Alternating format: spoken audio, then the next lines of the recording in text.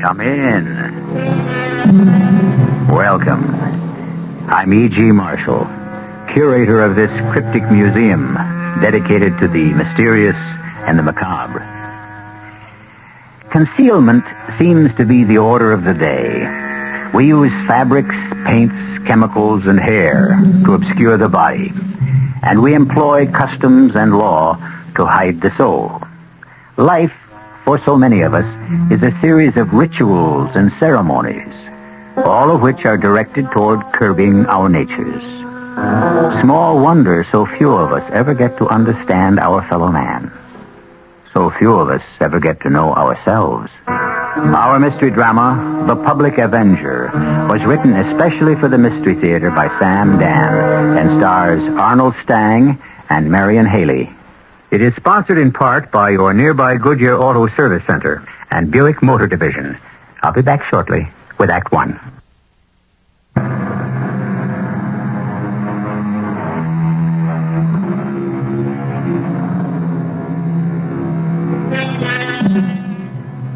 Full many a gem of purest ray serene, the dark unfathomed caves of ocean bare. Full many a flower was born to blush unseen and waste its fragrance on the desert air. Few poets ever wrote truer sentiments. How many of us know such gems and flowers? Indeed, so many of us ourselves can be classed as hidden diamonds and wasted blossoms. Well, to business. Our scene is a warehouse. Specifically, a warehouse that stores groceries. But don't get too hung up on the product. It really has nothing to do with the story. Miss Ellenbogen. Yes, sir? Get Stewart in here. Oh, I'm going to fire that clown. Maybe I'm not a camel, but this is the last straw. My back is rusted. I don't care if he's worked here 50 years. You sent for me, Mr. Fenris? Stewart, you're fired. Fired? Get your money and get out of here. But why, Mr. Fenris? Why? Because you're stupid, muddle-headed, and useless. You've got no ability, initiative, ambition. Yes, sir, but what did I do? What did you do? You cost me the biggest account I got in the house. That's all you did. Atlantic Stores. Their order has to be out of here by the 15th. I'm walking through the warehouse just before, and there it is. Still piled up against the wall. Oh. Yeah, all it takes is one idiot like you, and I can lose 25% of my annual volume. But, Mr. Fenn... I don't want to hear any more. Yeah, but, sir, Atlantic Stores doesn't want that order sent out until the 20th. You've got to be lean and not have 1 ounce of excess baggage. And Atlantic Stores doesn't want the order sent out till the 20th.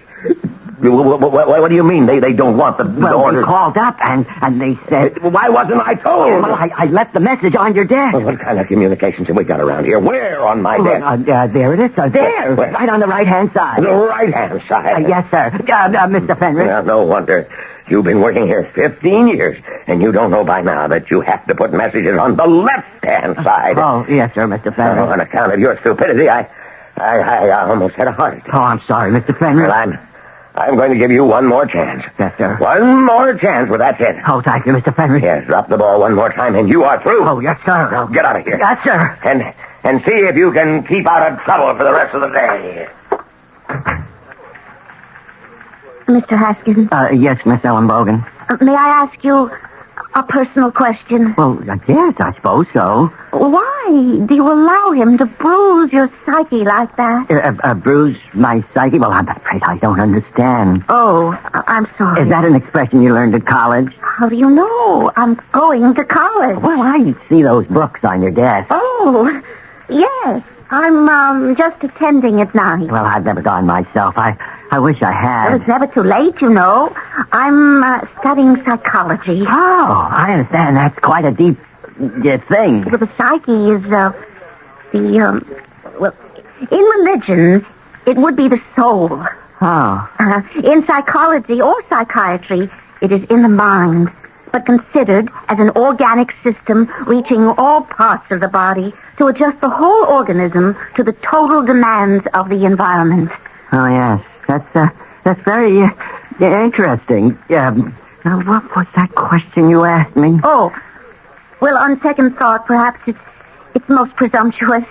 I'm sure it's something quite private. Why do I allow Mr. Fenris to bruise my psyche. Well, I don't know. I don't know. I don't feel bruised. You don't? No, although maybe if I knew where my psyche was. Yeah, Miss Ellenbogen. Yes, Mr. Haskins. Do you go to night school every night? Oh, no, not every night. Yeah, well, I was wondering if, Yes, Mr. Haskins. No. Oh, my goodness. I have to get that, I have to get that special order out to South Coast Market. Yeah, I'm late. Yes, Mr. Haskins.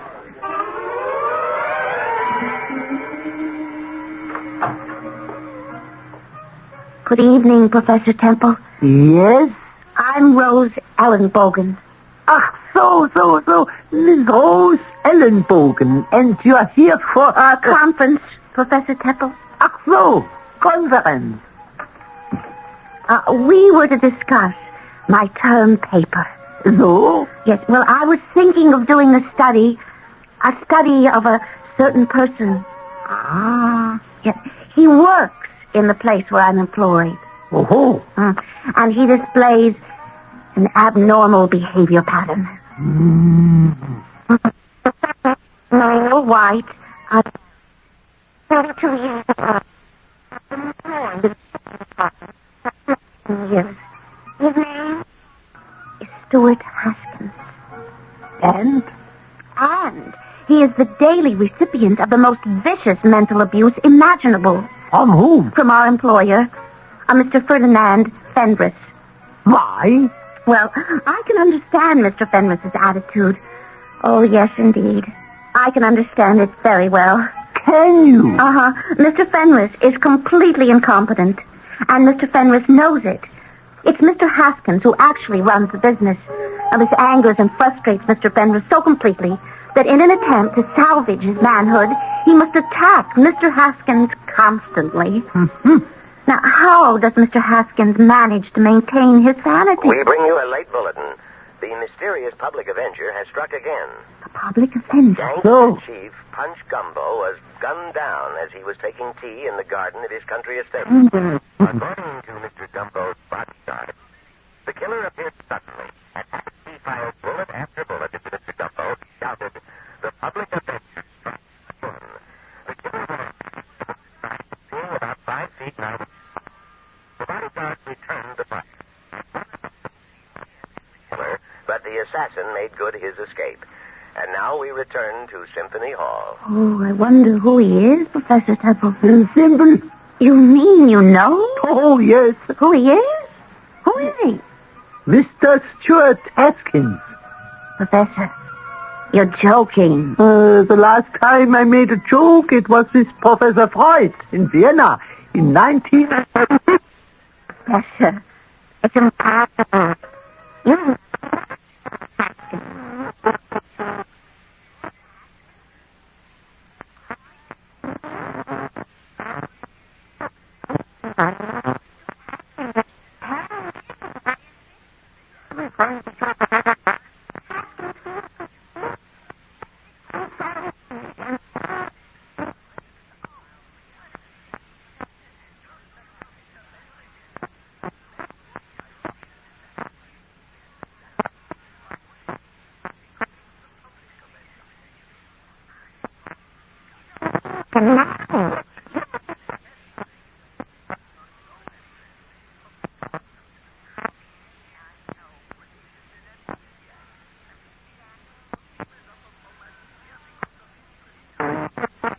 Most people suffer from amnesia because they need amnesia. Are you saying that Mr. Haskins... Psychogenic amnesia. We forget because we wish to forget. Yes. No. What was that joke I told Dr. Freud? Stuart Haskins, the public avenger. It's incredible. Oh, he couldn't be my Stuart Haskins. He couldn't.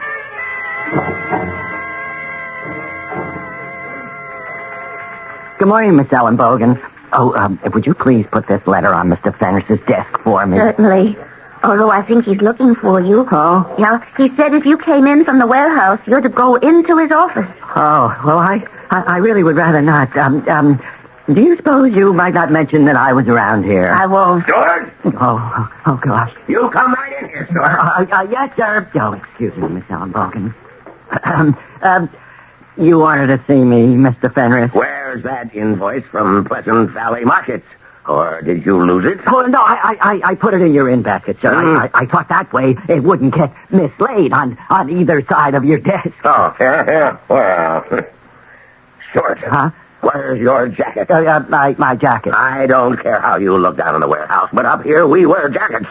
Now, how dare you come upstairs without a jacket? I have customers, clients, yes, sir. important people coming in and out. I can't afford to have my employees running around looking like a bunch of bums. Oh, yes, sir, but you... And you knew the rules. Yes, sir. And you broke the rules. But, Mr. Fenris, let me explain. I had to get my jacket cleaned. You had to get your jacket cleaned? Yes, sir. In other words, you're having your jacket cleaned on company time. Yeah, well, sir, you don't let it happen again. Oh, no, sir, I won't. I don't know why I'm so good to you. Yes, sir. Oh, I'm getting soft. Oh, thank you, sir. Are you still standing there? Now, don't you have work to do? Oh, yes, sir. Oh, was it very bad this morning? Was what very bad? For the way he spoke to you. Oh, that. Well, he doesn't mean anything by it. He doesn't? No, and besides, he doesn't know any better. Oh, tell me, did you read the news this morning? No, I never read the news or listen to it. You don't? No, not if I can help it. I find it too upsetting. Oh, you mean things that happen to other people upset you? Oh, yes, terribly. Have you heard of the Public Avenger? No, I don't believe I have. Who is the Public Avenger? Well, nobody knows. Oh. He seems to be a kind of one-man vigilante committee. He kills well-known hoodlums who seem to have eluded the legal process. Well, I can't say I approve. You don't? Oh, no. Violence of any kind. Just... Oh, could you imagine yourself as the Public Avenger? Me? Oh, never. I'm frightened to death of guns. Me, the Public Avenger. Whatever could have given you that idea? You certainly have a sense of humor. And if there's one thing I admire in a girl, in a young lady, it's a sense of humor. Oh, so you never could. I was wondering, Miss, do you suppose? Yes? I was wondering if you... Oh, my goodness. Oh, I haven't packed the order for the bunny stores. I just have to get back to the warehouse.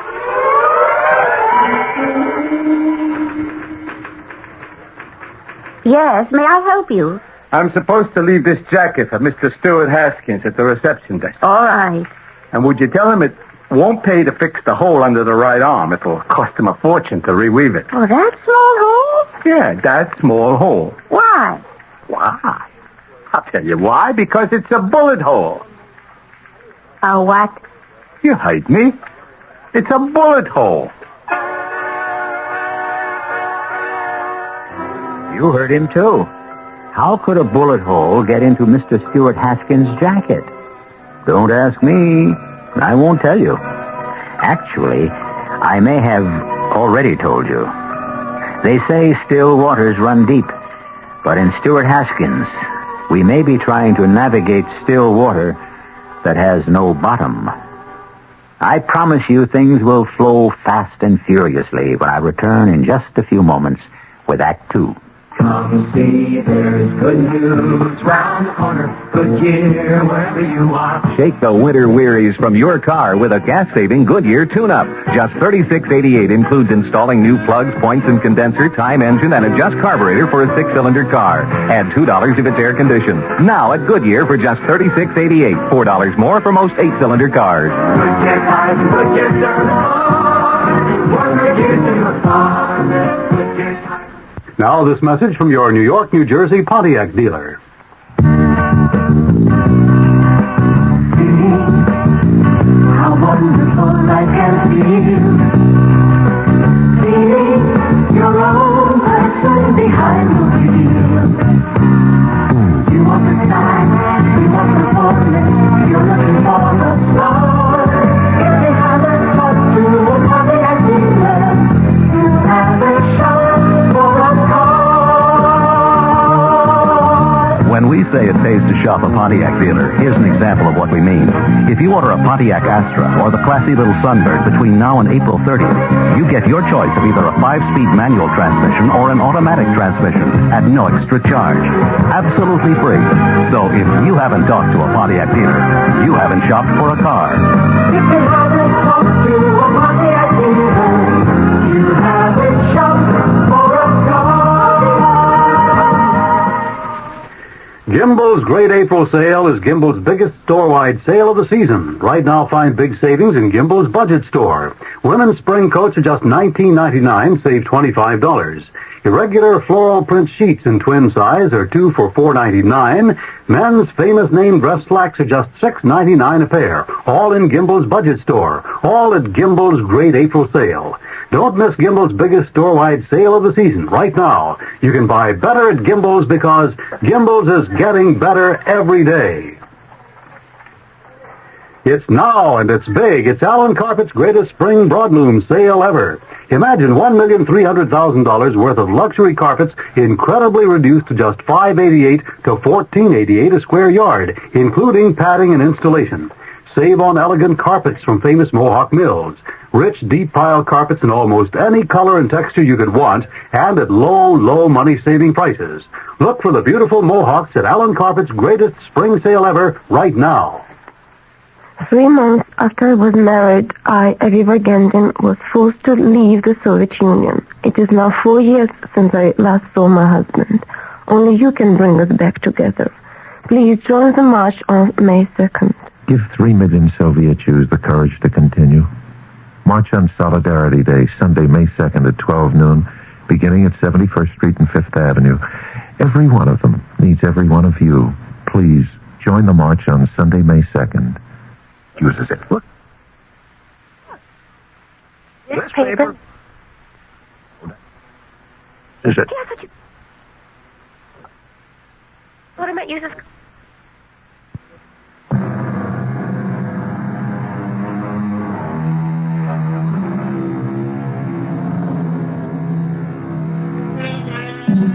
We live in a time when no speculation can be too extravagant, because the fact is, everything is possible. Practically all of the once considered far-out fantasies of Jules Verne have not only come to pass, but most of them have already been passed by. So when Professor Franz Joseph Teppel and his student, Miss Rose Ellenbogen, speculate that Mr. Milquetoast himself, Stuart Haskins, can actually be a one-man vigilante committee known as the Public Avenger, who is to say them nay? Yeah, lady, that's a bullet hole. A bullet hole. You see the material all around the hole? That's burned. Those are powder burns. Powder. Yeah, gunpowder, lady. Like you get close to the muzzle of a gun that's going off. The flash, like you see in the movies, that flame that spouts out of the barrel, that burns. So all the material's ruined. But how could Mr. Haskins get a bullet hole through his jacket? Don't ask me.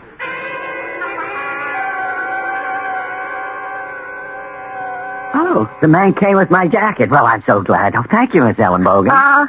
The man said to tell you that they couldn't fix the hole. The hole. The bullet hole. Because all the material around it burned. Oh, yes, I see. May I ask you how you got a bullet hole in your jacket? Oh, my goodness, I don't have the faintest idea. You don't? Oh, no. But how is that possible? I mean, certainly you should remember a thing like a bullet, I would think. I can't even imagine. Well, think. I mean, could you have been near any place where they were shooting, for example? Oh, no, I've never been near any place where they were shooting. Never? Oh, well, I was in the military service. Or did you fire a gun in the service? Oh, well, yes, but I prefer not to think about that. Well, about this bullet hole, how can we account for it? Well, I'm afraid there's only one explanation. What's that? It's not a bullet hole. It isn't? But the man said. I know. And it does look burned. Well, you see, they may have been pressing it, and somebody carelessly burned this hole, and to cover up, they made up this little story about You it. insist, then, that this here is not a bullet hole? Well, I don't know of any way I could have received it in my coat. Well, what do you intend to do about it? To do about it? Well, nothing, I suppose. It's really a very old jacket, and I'm about ready to discard it anyhow, so why create a tempest in a teapot, as it were. Oh, you're positive that cannot be a bullet hole. No way at all. Oh, Miss Ellenbogen, are you going to school this evening? No. Oh, I was thinking that... Yes? Oh, my goodness. I haven't packed the Chippy Chipmunk canned peaches. Excuse me.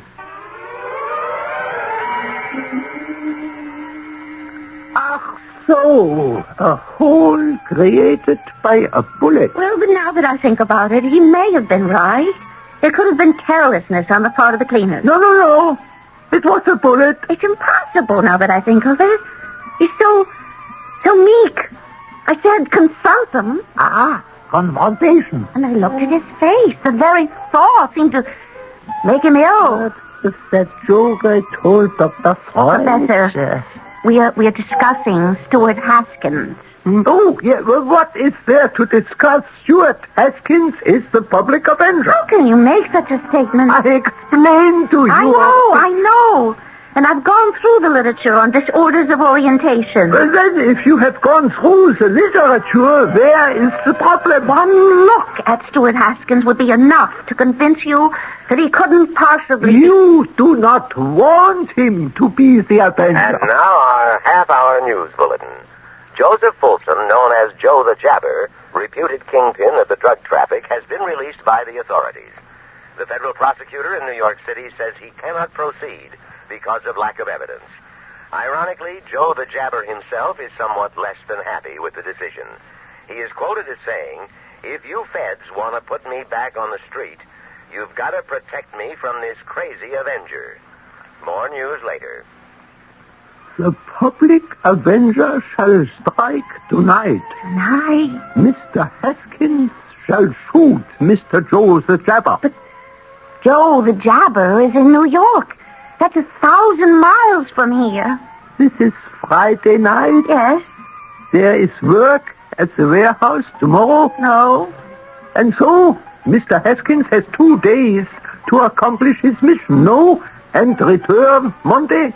Oh, the public avenger is tough, resourceful. Oh, yes. And Stuart is so timid and ineffectual. Then why are you in love with him? Because Who says I'm in love with him?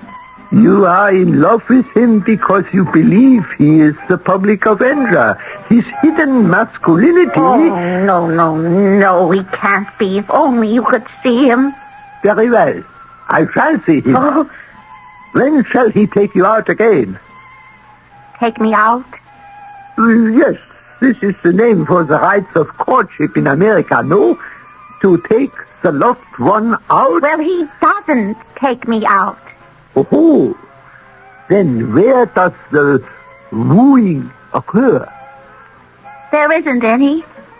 That's what I mean. He doesn't even have the courage to ask me for a date. Since he will not ask you, then you must ask him. Ask him? Ask him what? Ask him to dinner. To dinner? We must assume he eats. Oh, well, I just can't. I mean, Why not?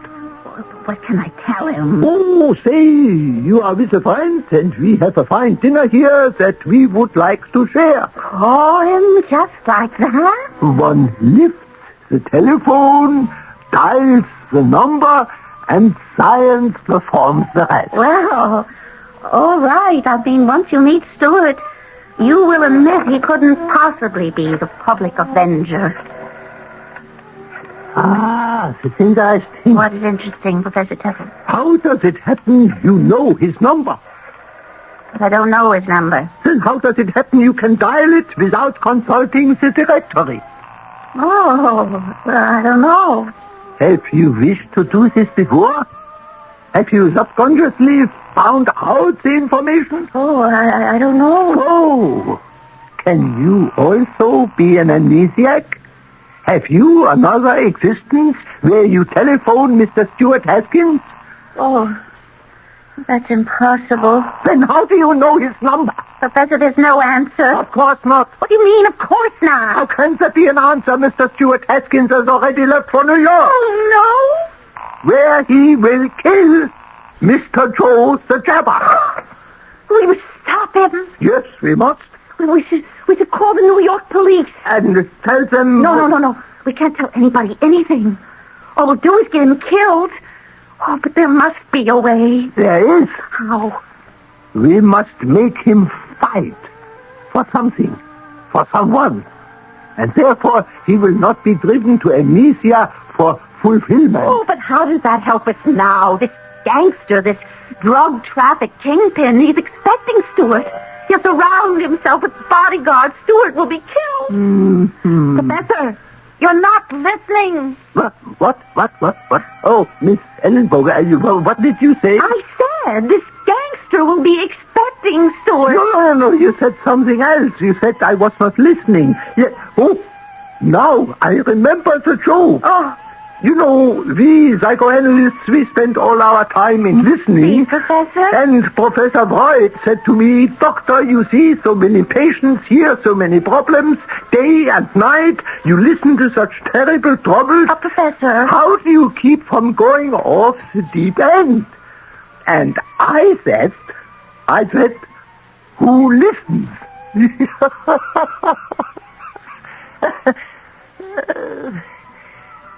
I must say, Dr. Freud did not think it was funny either. Oh, what are we going to do about Stewart, Professor? I'm so worried. Now you see why I do not tell jokes. Once bitten, twice shy. Well, you got me into this. I got you into... Well, if it weren't for you, I'd have never known Stewart was a public avenger. Oh, please. Please, Professor. Maybe there's a chance he isn't. My dear Miss Ellenbogen, I have never been wrong. He is.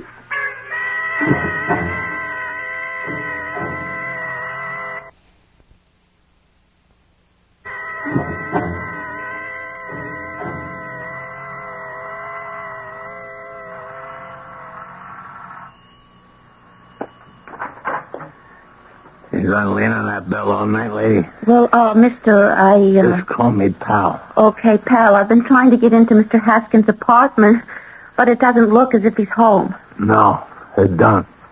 Are you the superintendent? When I get a raise. Meantime, I'm the janitor.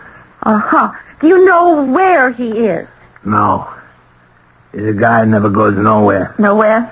Comes home, cooks himself his supper, listens to music, maybe he'll read, then he hits the sack. Uh-huh. He's always home. Yeah.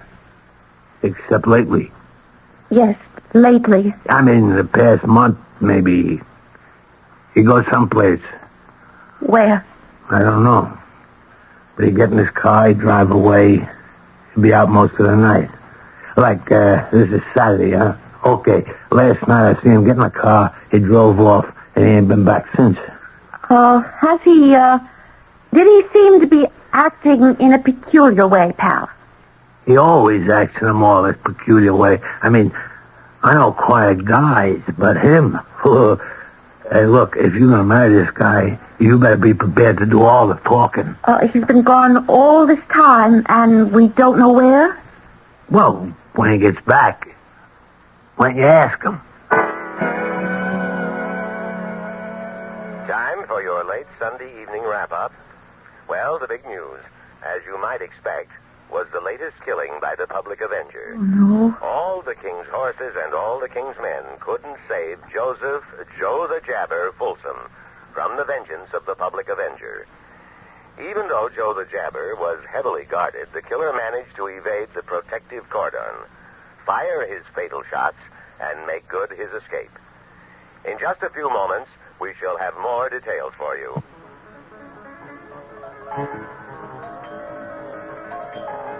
Just a minute. Now, who could... Professor Temple. May I enter? Well, yes. You heard the news? Yes, and that is why I am here. Oh, do you know something? Something that should make you happy. I want you to know that your Stuart Haskins is not the public avenger.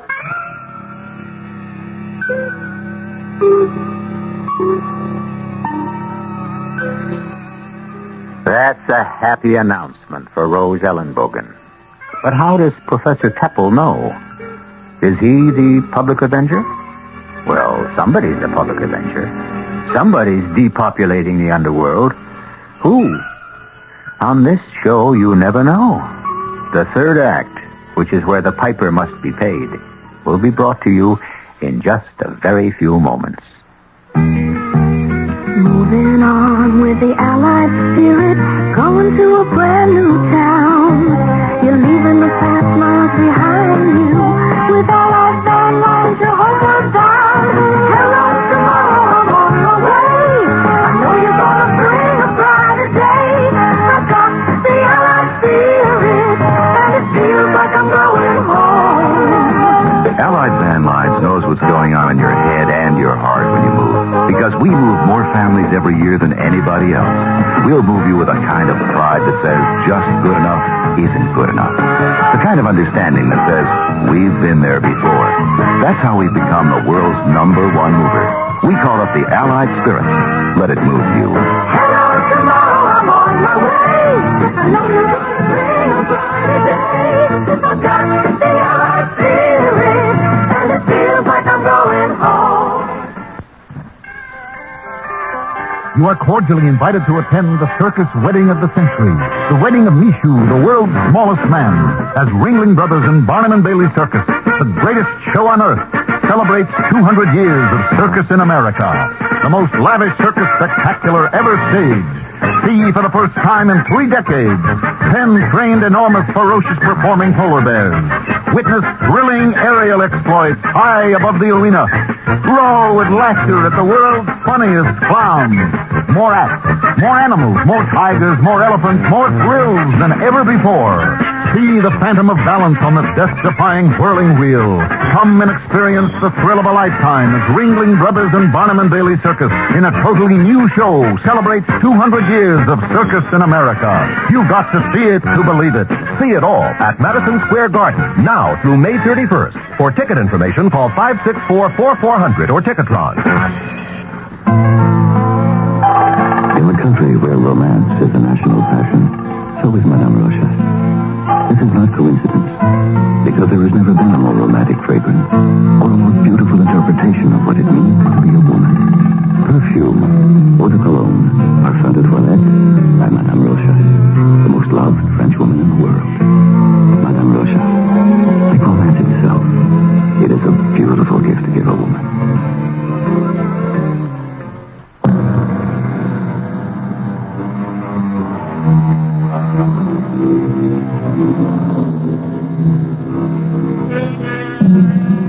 You take a timid soul, subject him to harassment and abuse.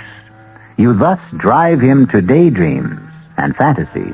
He sees himself as a knight-errant, a hero, a righter of wrongs. With most people, it remains at that level, fantasy. But there are those who seek to make their dreams reality. They forget this world and try to live their ideal in another. Of course, they don't remember doing it. This physical attempt is a form of amnesia, which is what we've been talking about all along. You say Stewart is not the public avenger? He is not. And can you ever forgive me? Forgive you? For what? For making you think so. Well, after all, you thought so yourself. Not I. I never thought so. Well, you were the one who made such a logical diagnosis. Yeah, I know, but you see, it was my poor sense of humor. I don't understand what... Every 40 years I try to make a joke, and it's simply not funny. This was a joke? An example of how a hypothesis can lead one astray. But according to the textbook, dissociative behavior, people like Stewart would seek an outlet. I mean, they are logical candidates for psychogenic amnesia. Yeah, but you see, to become a public avenger requires more than the wish. One must have the body, the fire, the elan, the ability. And this was a joke. Yes. To see how easily one may be taken in by words and theories. You mean Stuart isn't the public avenger? There is no way under the sun, moon, and stars that your Stuart Haskins could possibly be. It is my last bad joke. Certainly I cannot live another 40 years. You forgive me? Oh, forgive you. Professor, I love you.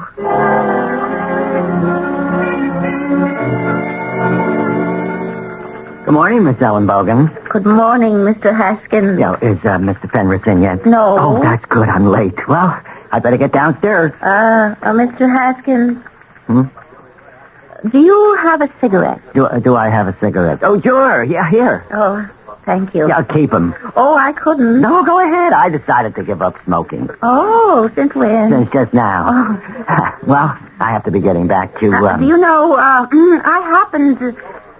just happened to be in your neighborhood Saturday night. Oh, you were? Yes, I was visiting some friends just down the block, and on my way home I said, well, why don't I just stop and say hello to Mr. Haskins? Yeah, well, why didn't you? I did. You did? Yes, I rang your bell.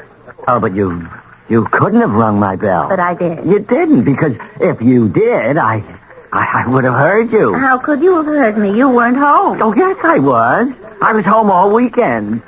Where would I have gone? But I did ring your bell.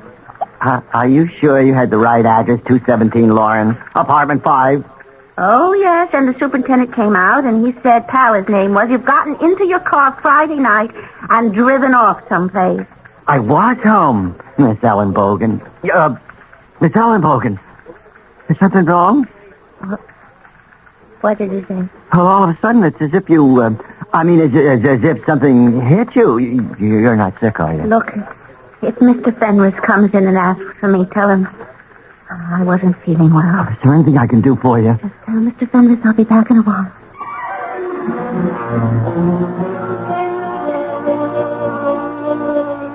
I was there at his house Saturday night. He was gone. So? He claims he was home all weekend. He may have been asleep. But the janitor says he saw him leave in his car. The janitor may not have seen him come back. You and I telephoned the house Friday. I rang the bell Saturday. We know he wasn't there, yet he has no memory of being away. Now, isn't that a classic amnesiac symptom? Very well, perhaps he has amnesia. Well, that's what I'm telling you, Professor. It may have started as a joke on your part. Feeble joke. But it happens to be true. But suppose it is true. We have no proof that he is a public avenger. Not every amnesiac... But we have proof. He was in New York. We have what proof? What proof? Here, this package of cigarettes. He gave them to me, see? They come from New York. Oh, no. You can purchase those cigarettes anywhere. Well, of course you can. But then why do you say he bought them in New York? Because of this stamp. This New York City sales tax stamp. Now, doesn't that prove... Somebody may have given him the cigarettes. First, we have the bullet hole. It might have been a careless cleaner. Second, he was not home all weekend. This cannot be proved. Third, the New York stamp on the cigarette package. Not conclusive. And now the news on the hour. Reliable information has it that the organized underworld has collected a fabulous war chest to protect itself against the public avenger. No expense will be spared in a mammoth operation to find the killer. The law enforcement authorities have announced a full-scale drive to apprehend the public avenger. And so it appears that both the government and the gangsters may very well be united in an effort to fight a common foe. Oh, this a foe is another word. Interesting alliance. Oh, what am I going to do, Professor? We still have no absolute proof. Well, if he keeps on, they'll kill him. One side or the other will kill him. Yeah, there's no doubt about that. But how can I make him stop? How? Why does he have amnesia? Because his boss persecutes him. So. This must be put a stop to. But how? Let us apply psychology to the problem. And we have special orders to send to, well, ask Dorothy. Yes, Mr. Fenris. Will that be all, sir? Yes, that's all. Oh, I dropped my book. Oh, that's a pretty heavy book, Miss Ellenbogen. Doesn't your arm get tired carrying it? Oh, no, sir. It's a psychology book. You see, it's really fascinating. Oh, yeah? Oh, yes. As a matter of fact, most employers today are great students of psychology. Huh? Why? Well, most people in their human relationships use the direct head-on approach. So what's wrong with that? Well, now, a person like Mr. Haskins. Yes, Stuart. Now, he is really a very intelligent, sensitive human being. He is? Oh, yes. Well, that's news to me. Well, Stuart, could respond so much more effectively to kindness. Oh, you're wrong. What do you mean? All this psychology stuff now. It's bunk. Now, how can you say that? Psychology. You know how to manage people? Well, yes, through understanding, kindness, through sympathy. Through fear. Fear. Fear. Naked fear. Oh, Mr. Fenris. Fear. That makes a man tremble for his job. Shows him who's boss. Makes him toe the mark. Keep in line. But, Mr. Fenris. You've got to be as tough as nails. You've got to be a hard-nosed, two-fisted, iron-jawed. Oh, Mr. Fenris, what fantasy are you lost in? As I was saying, I don't want love. But you should. I want fear. No, Fear. That's what gets the work done. By all those Greeks and Romans, when they wanted to get their ships to move, how did they do it? With psychology? With a whip. Yeah, which reminds me. Get Stuart up here. It was awful. Awful. Oh, poor Stuart. I felt so badly. What am I going to do? Well, you have tried psychology. Now you must try something else. Well, what else is there?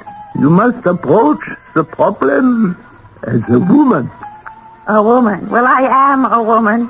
Then you must begin to behave like one. But I've been behaving like a woman. Nephew, like a desirable, seductive, enticing woman. Well, I'm not sure I know how.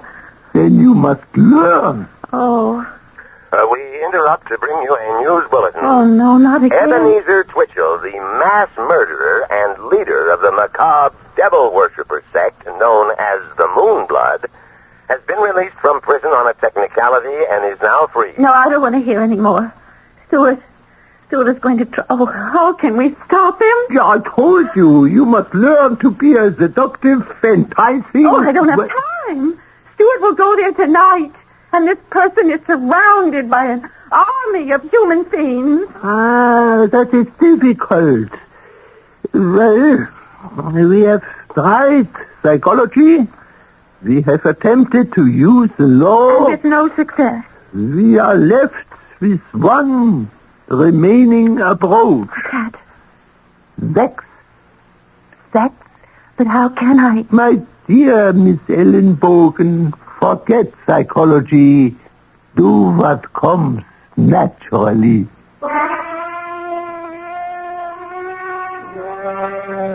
Miss Ellenbogen? Yes, sir. Get Stuart up here. What does he think he's pulled this time? Oh, boy. Am I going to put the fear of heaven into him? I'll get him on the intercom. Shipping room, Haskins speaking. Mr. Haskins, Mr. Fenris wants you. Well, I'll be right there. Sex. Well, here goes. Mr. Fenris? Yes? Mr. Fenris? Well, what is it? Don't you touch me! What? Don't you dare touch me! What are you talking about? Who's... Please, don't. But I'm not doing anything. Take your hands off me. Oh! Stop screaming. Hey, Dad. Stuart, save me. He attacked me. Hey, what? She's crazy. I never did anything. Lying. Now, you get out of here. You're crazy. Oh, you're going to let him yell at me, Why Stuart? yell at you? You said... I thought you loved me. Well, I do. Well, after what he tried to do to me, do something. Why would I want to do anything to a homely bag like you? Well, what do you want me to do? What do you really want to do? Well, I really want to... Well, I want to do this. Oh, and this.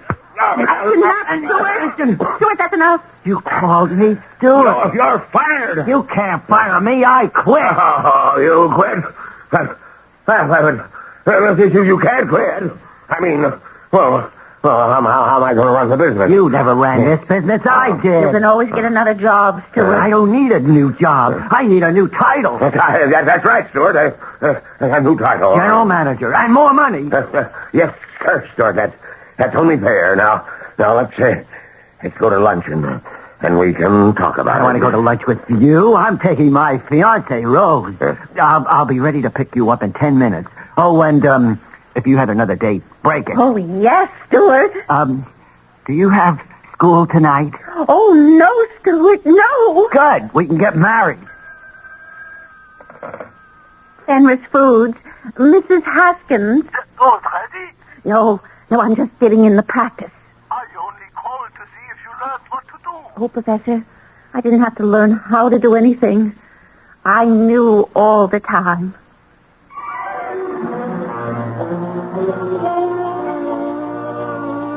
And so they were married. For reasons no one has yet discovered, the public avenger has disappeared from view. He has been unheard of since.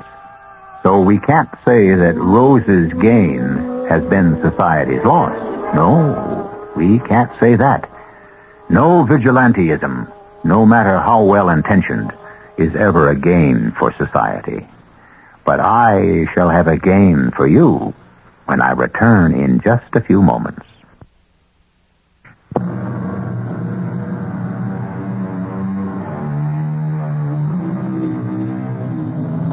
Our cast included Arnold Stang, Marion Haley, Robert Dryden, and Leon Janney.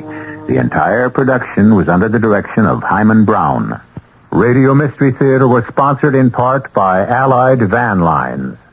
This is E.G. Marshall inviting you to return to our Mystery Theater for another adventure in the macabre. Until next time, pleasant dreams.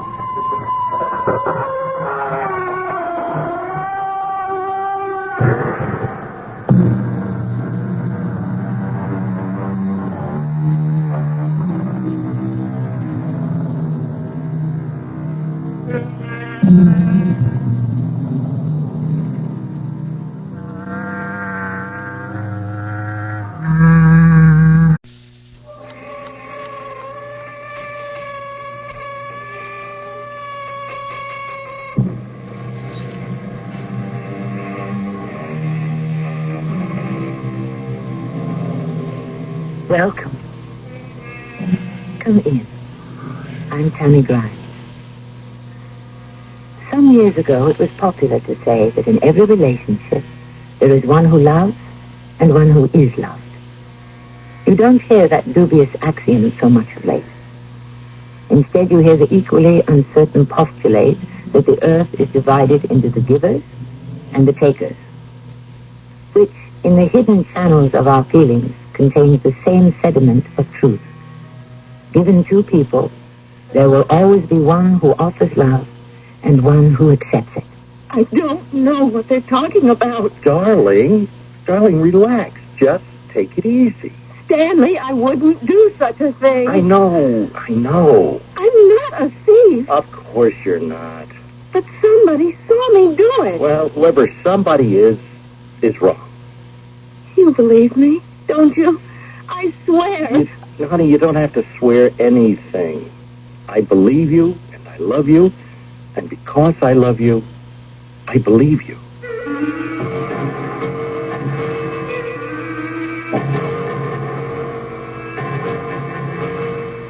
Our mystery drama, Mind Over Mind, was written especially for the Mystery Theater by Elspeth Eric and stars Jada Rowland. I'll be back shortly with Act One.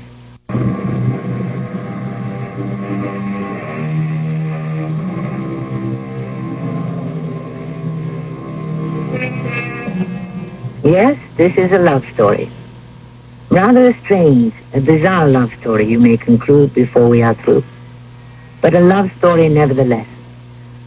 Probably there never was a love story that did not contain elements of the strange, the bizarre, for love itself is strange and contains elements of the bizarre, the incredible, as everyone who has ever loved or been loved very well knows. Our story's title is Mind Over Mind. Itself an odd name for a story. What is she like? I don't know her all that well. Do you know her? Oh, kind of. What does that mean? Well, I never dated her or anything like that. Mm-hmm. Did you date her? Me? Certainly not. I just asked. If you didn't date her or anything like that, what did you do? I walked her home once or twice. Which? What? Was it once or twice you walked her home? Oh, I think it was twice I walked her home. Where does she live? Ridgeland Avenue between Elmwood and Euclid. With her husband? Well, does anybody know? I don't know. You? There was a man sitting on the porch the times I walked her home. He got up and kissed her. Now, I don't know if he was her husband or her, not her husband. You didn't think to ask? Well, how could I ask her? I mean, when you saw her again. Well, it wasn't any of my business. How could I ask her? I told you I didn't know her that well. Gee whiz. Okay, all right now. Now, I don't suppose you know if she's married. And I told you I don't. I don't go around prying into people's private lives. It's none of my business what they do away from here. So far, we've come up with zilch. Nobody knows anything about, what's her name? Dorothy. Dorothy Brent. Nobody knows anything about Dorothy Brent, except she lives on Ridgeland Avenue between Elmwood and Euclid with a man who may or may not be her husband. Anybody want to add anything to that? I don't. And I can't. I would if I could, but I can't. Yeah, all right. So, let's get her in here. Go easy on her, will you? She's a very nice girl. That remains to be seen, doesn't it? No, she really is. When you meet her, you'll see what we mean. All right. So get her in here. Jerry, will you? You know her better than I do. But when she finds out, she'll hate me. Dorothy? Dorothy? Oh, hi, Jerry. Getting ready to go home? Yeah, have to put a roast in the oven. Ooh, a roast, huh? Living high these days. Oh, I wouldn't say that exactly. Gosh, my wife hasn't bought a roast since I can't remember when. I don't do it too often. Like once a year. See you tomorrow, Jerry. Dorothy, wait a minute, will you? I really ought to get going. I was supposed to tell you something. Oh, what? Mr. Treadway wants to see you in his office. See me? What about? Search me. I mean, he'll tell you. He didn't tell you? Oh, he didn't have to. You mean you know? In a way. What is it? I'd rather Mr. Treadway would tell you. I haven't been in Mr. Treadway's office since the day he hired me. Yeah. Let's go, shall we? That was a year ago. Yeah. Come on, okay? He's waiting for you. He asked me to come out and get you. Okay. Dorothy, I think you should know. I think I should tell you. Know what? Tell me what? Mr. Treadway isn't alone. There's somebody with him. Who? Just somebody who wants to talk to you. What about? Listen, I didn't want to tell them, I swear, but when they asked me, I had to. See? Had to what? Tell them what? Oh, what I saw. I had to tell them what I saw. I had to. Jerry, what's wrong with you? I didn't want to. Yeah, here we are.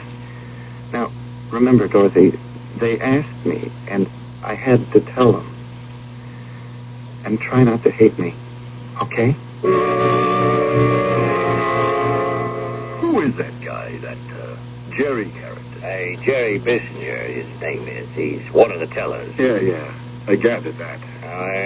Jerry has the desk right next to Dorothy. I know that. I mean, what kind of a guy is he? Well, he's been with the bank for 5 years. I hired him myself. Is he reliable? Well, I say so, yes. But then I thought Dorothy wasn't given to flights of imagination. Seeing things. Oh, no, I don't think so. But, something like this happens and you wonder, what do you really know about anybody? I mean, really know. Yeah. Makes you wonder, all right. Jerry? Yes, it's me, Mr. Treadway. It's us. Well, come in. Come on in, both of you. Come in. Go ahead, sit down. Well, hello, Miss Brent. Will you take this chair? Thank you, Mr. Treadway. Oh, please, permit me to introduce... this is Detective Sergeant Hobbs, Dorothy. Hello, Miss Brent. Detective? Yes, sit down. Here, Dorothy. I got a few questions to ask you, if you don't mind. No, I don't mind. You work here? Yes, of course I do. I'm a teller. You work next to Mr. Bissinger here, don't you? Usually I do. You were working next to Mr. Bissinger yesterday, weren't you? In the morning I was. Then after lunch... In the morning is what I'm talking about. 10 a.m. In the morning. Now, you were working next to Mr. Bissinger, right? That's right. And at 10 a.m., a man came into the bank and walked up to your window. A man wearing a blue baseball cap. Remember that? Well, no, I don't actually. He shoved a note at you. And you gave him $500. Shoved a note? Well, maybe it looked to you like a withdrawal slip. That's what it looked like to me. Jerry. Is that what it looked like to you, Miss Brett? Or was it a note ordering you to turn over $500? I don't know what you're talking about. It's not that we blame you for giving the man the money. It's just too bad you didn't tell us. But, well, if you can tell us now what the note said. If you will produce the note. There isn't any note. There wasn't any man. Nothing happened like what you're saying. Miss Brent, Mr. Bissinger saw the whole thing. Well, at first he couldn't believe what he was seeing, but when the computer showed $500 missing... He remembered what he had seen. He didn't see anything. Tell them, Jerry, you didn't see anything like that. Tell them. But I did, Dorothy.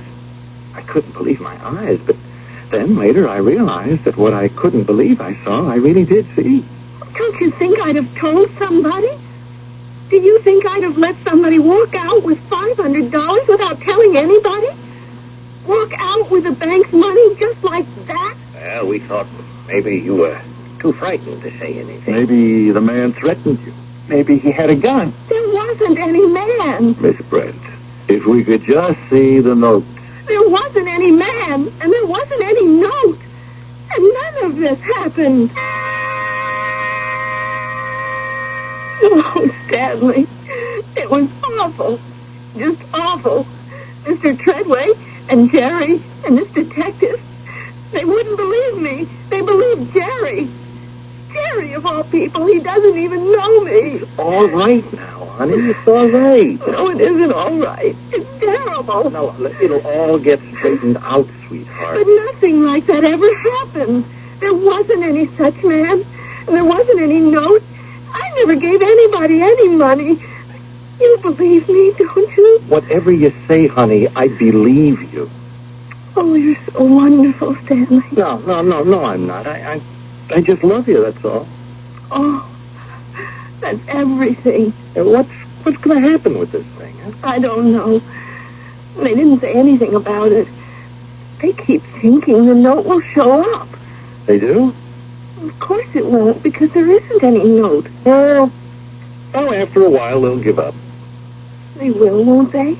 Of course they will, honey. So don't worry about it. I'll try not to. There. You feel sleepy? Oh, no, not a bit. Come on.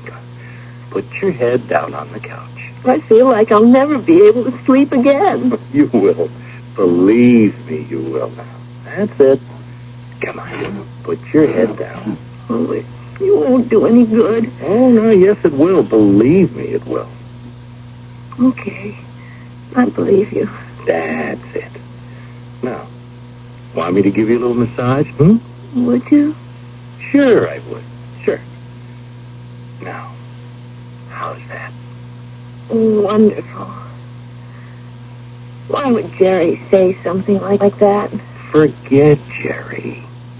We were never what you'd call friends. Huh? Don't think about him. I never knew he hated me. Forget him. And Mr. Treadway? I always thought he liked me all right. Oh, the heck with Mr. Treadway. He gave me my job. Forget him. Okay, I will. Just think about me and go to sleep. That's it. That's it.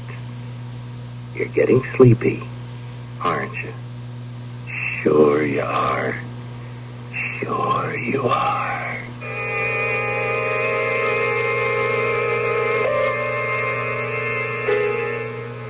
A loving couple, wouldn't you say?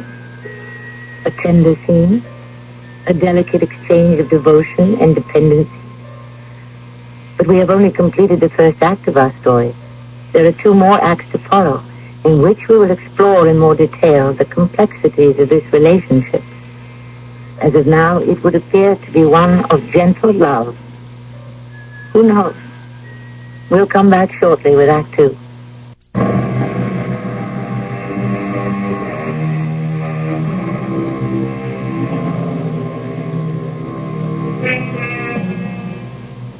Is our Dorothy an innocent, naive child? Is Stanley an adoring, gullible lover? Is Jerry a malevolent influence in both their lives? And is the apparently mild but forceful Mr. Treadway only an observer to the interplay of forces which he can neither control, influence, or even comprehend? And our detective sergeant, Mr. Hobbs, what of him? Perhaps we will progress a bit further in our investigation of all these people as we listen to Act 2. Listen, Jerry, maybe it really was a withdrawal slip. Oh, it was, Mr. Treadway. I'd recognize one of those any place. I see enough of them. It really was one. Well, they couldn't have been a regular customer at the bank. I never saw him before. Well, that doesn't prove anything. I've been here 5 years, Mr. Treadway. That ought to mean something. I mean, probably the only reason I looked up is because I'd never seen him before. And it doesn't follow that there was anything written on the withdrawal slip. It could have been, well, a regular transaction. Well, of course, that's what I thought it was. Only she gave him the money right away. I mean, she didn't consult the records or anything. She just handed it over. $500. Yeah. Then, when the computer showed $500 missing at the end of the day, that's when I connected the whole thing with Dorothy and the man in the baseball cap. Yeah, you certainly made out a case for it, Jerry. I don't see why she keeps on saying it never happened. She's coming in today, any minute now. Maybe I better get out. No. I want you here. Detective Hobbs will be here, too, and also he's bringing somebody. Who? He didn't want to tell me, so I just didn't urge it. Excuse me just a minute, will you? Mr. Treadway here. Oh, yes. Well, ask him to come in. The both of them. Oh, and when Miss Brent arrives, send her right in. Thank you. Mr. Treadway? Yes, Detective Hobbs. Come in, sir. Come in. Mr. Bissinger, that's the right name? Yes, hello. How are you? I'm just fine, thank you. I would like you to meet Mr. Treadway? Your secretary said to come right in. Oh, yes, Miss Brand. Please do. Come in. And please close the door, will you, please? Now, come over here and sit down, will you? I hope I'm not late or anything. I was just about to introduce Miss Treadway, Miss Dorothy Brent, Mr. Bissinger. This is Dr. Haywood. How are you? It's good to know you. Doctor? I hope you don't object, Miss Brent. Dr. Haywood is attached to the police department. I don't understand what he's doing here. I thought perhaps I could be of help. Help who? Well, help me? Possibly. I don't need any help. Well, neither do I. Now, Jerry. I know what I saw, Dorothy. No, you don't, Jerry. Because nothing like what you say happened really happened. I don't know why you're doing this to me. I've never done you any harm. I don't know why you should try to hurt me. I suppose you have your reasons. Maybe I hurt you sometime without even knowing it. If I did, I wish you would tell me, and maybe we could straighten it out. But we're never going to get anywhere if you keep on telling these lies. They are not lies. I saw what I saw, and that's what I told Mr. Treadway and the detective here. Now, I haven't got anything against you, but I know what I saw. All right, now, hold on there. I know what I saw. You didn't see anything. All right, now, let's everybody take it easy. You tell her to take it easy, Doctor. Both of you take it easy, okay? Now, Mr. Bissinger, would you be good enough to tell me what you've already told Detective Hobbs and Mr. Treadway? Would you do that for me? Just tell me briefly what you saw. He didn't see anything, Doctor. Bear with me, Miss Brent. Will you do that? Just be patient, and maybe we can get to the bottom of this very perplexing situation, which I'm sure causes you a lot of pain. Yes, it does. So, let's allow Mr. Bissinger to proceed. All right? All right.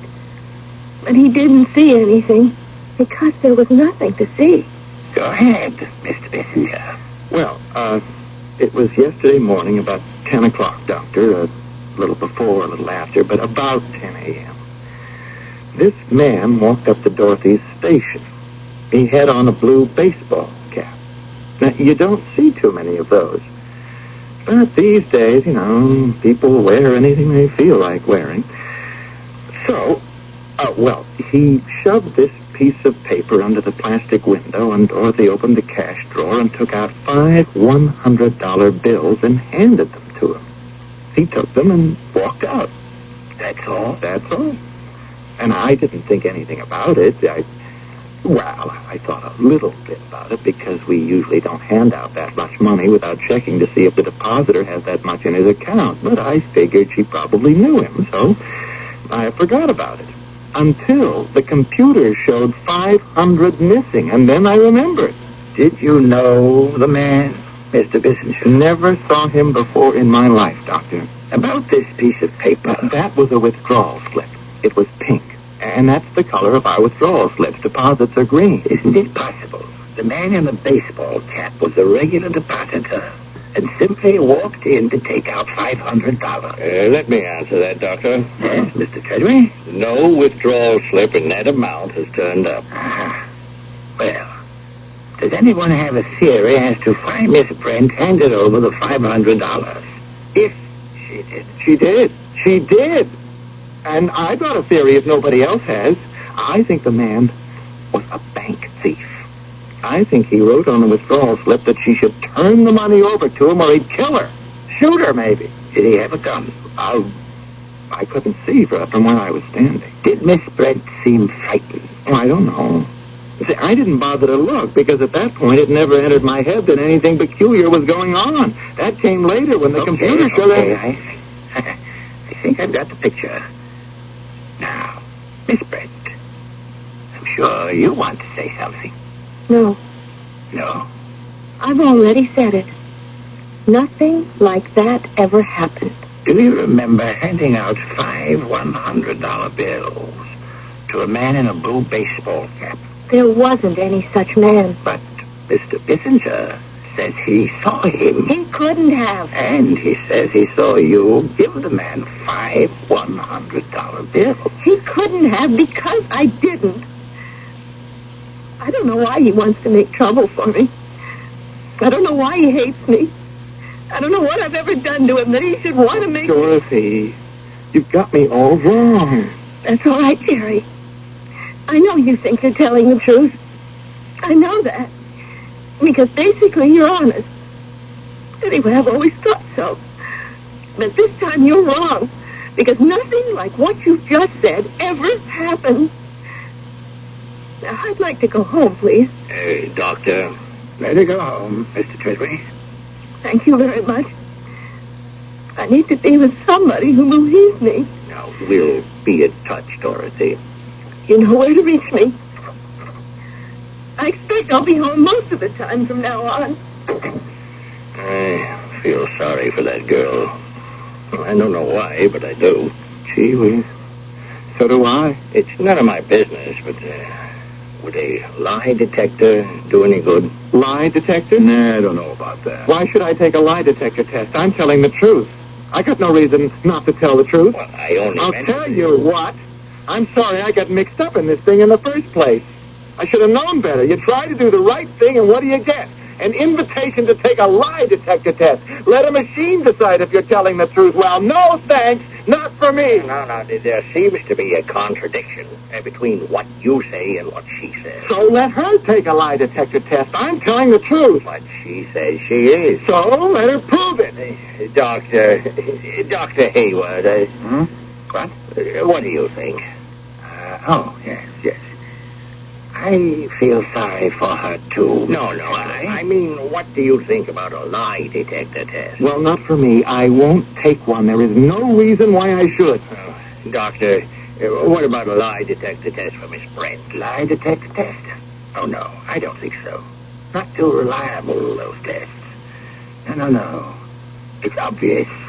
The poor girl is in a trance. A trance? A trance-like state would be more accurate. It's a little like somnambulism, sleepwalking. Not precisely like, because the subject isn't asleep. No. She is in a trance state. Probably she was yesterday, too.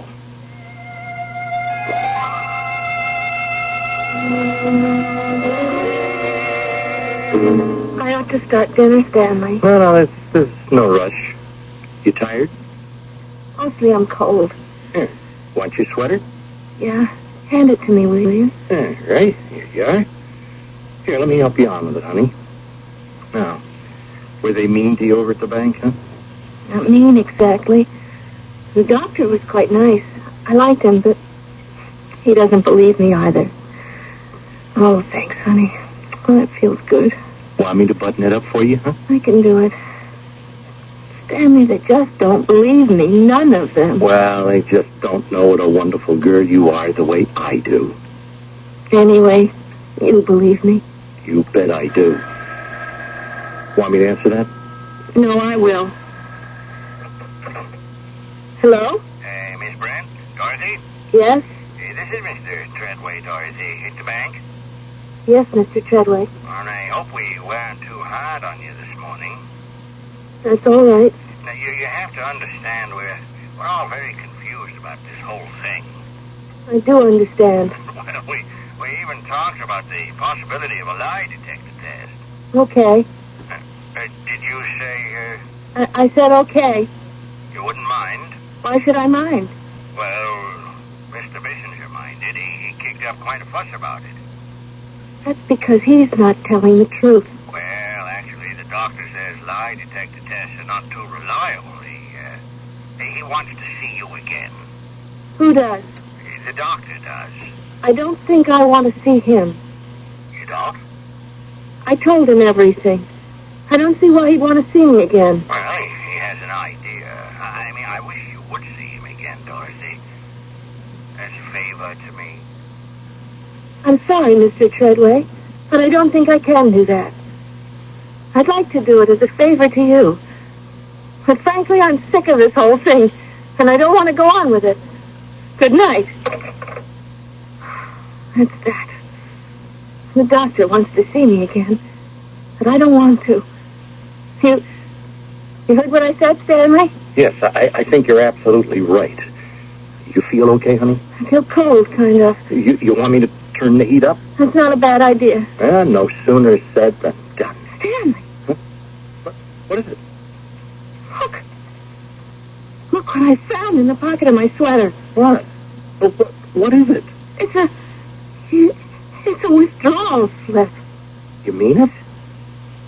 This is the sweater I had on yesterday. Dorothy, do you think that... Stanley, call Mr. Treadway and tell him I'll see the doctor. Go on, call him. And tell him I've got the note. Tell him Jerry Bissinger must have been right. Well, what does the note say? Nothing. Not a thing. It doesn't say anything.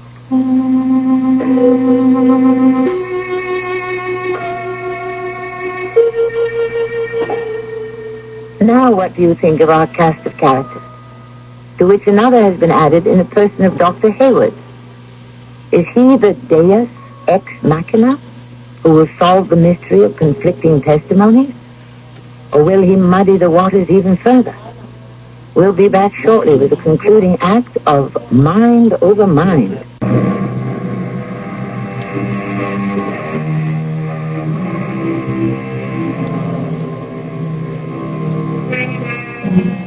Dorothy has denied the truth of Jerry's contention that she had turned over $500 to a man who handed her a note at her teller's window. And then she discovers evidence that Jerry could have been right. In the pocket of her sweater, she finds a withdrawal slip, the very sort of paper Jerry claimed the note to have been written on. But complications have developed. The small slip of paper holds no message whatsoever, no writing of any kind. I feel bad about this, Doctor. Trust me, Mr. Treadway. Yeah, she was so positive and so calm about it. It's so serene. Now, I have to tell you, I believe the girl. So do I. You do? You mean you don't believe Jerry Bissinger? No, that's not what I mean. Oh, well, then you don't believe the both of them. Yes, I can. And yes, I do. Sounds like you got something up your sleeve, Dr. Hayward. Well, you could say that. Doctor? Oh, excuse me. Yes? Oh, yeah, ask her to come in, please. She's here. Good. Mr. Treadway, I'd like to be alone with her. Now, after the preliminaries, could you make up some excuse to leave? Oh, yes, I suppose I could. Dorothy, hello. Hello, Mr. Treadway. You know Dr. Hayward, of course. Hello, Dr. Hayward. I am so glad you decided to come back, Dorothy. I had to. I found this in the pocket of my sweater. Oh? May I see it? It was the same sweater I was wearing yesterday. This is a withdrawal slip. I know. But it's blank. There's nothing written on it at all. I know. I have some things to attend to, so if you'll please excuse me. Yes, of course, we will excuse you. Couldn't you stay, Mr. Treadway? It's, better if you leave us alone, Dorothy. But I... He'll come back, Dorothy. I'll wait outside, Dorothy. Now, if you need me, I'll be right there. Well, all right. Now, don't be frightened. I'll try. Close the door, will you? Well, Dorothy? What's going to happen? Nothing very alarming. Sit in this chair, will you? All right. Good. And I am going to pull up this chair facing you. Nothing very disturbing so far. No. Tell me something. Do you like me at all? I don't even know you. I know that. This is only the second time we've met. But don't you think that we all get a certain impression of people right away? And what was your impression of me yesterday? Nice. I thought you were nice. Just nice. That's all? Just nice? Strong. Strong but kind, too. Like a... Yes? Like a father. That's what I would like to be. Like a father.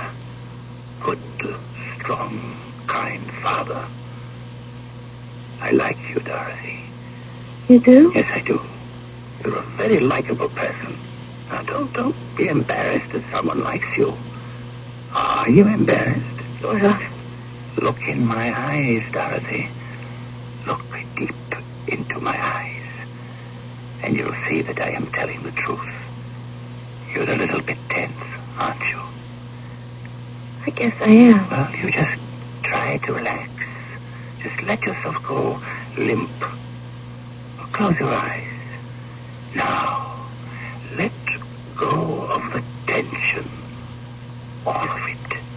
Let go. That's it. You feel it leaving you? I think so. So do I. Now, let your head fall back against the chair. That's it. Back and back. All of you is beginning to relax, isn't it? Yes. Limp and relaxed. No tension anywhere. Right? Right. Now, Dorothy, breathe slowly. slowly and deeply. And relax. Just relax. Oh, that's good, Dorothy. That's very good. Now, I want you to think back to yesterday. Here in the bank. It's about 10 o'clock in the morning. The man is coming into the bank. He's coming up to your window. He's wearing a blue baseball cap. Remember? Do you remember? He is standing in front of your window. Remember that? Yes. Now, what does that man do, Dorothy? He's standing there. Yes. Then what does he do? He gives me something. He slides it under the window. What is it? It looks like a withdrawal slip. Is it? Is that what it is? Yes. That's what it is. Only what? Is there something wrong with it? Yes. What's wrong with it? There's something written on it. On the back of it.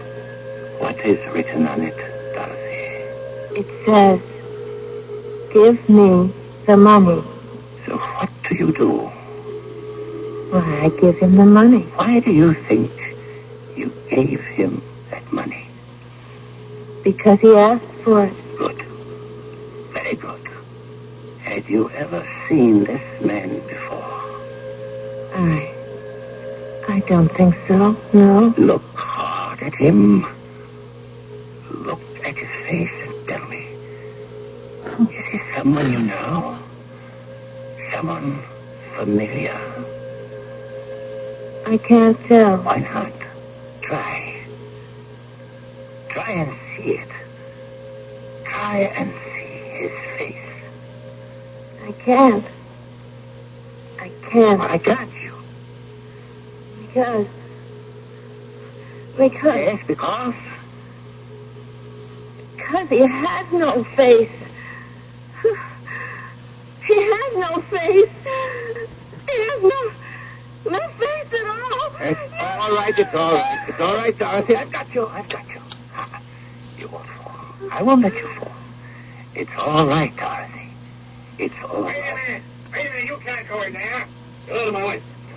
Now, will you stay out of here? What do you think you're doing? Well, I couldn't stop him. I tried. What's going on? It's all right. She's just fainted. She'll come round in a minute or two. What have you been doing to her? Who is this man? I've never seen him before. He barged in here demanding to see Dorothy, and I couldn't stop him. What is your interest in Miss Brent?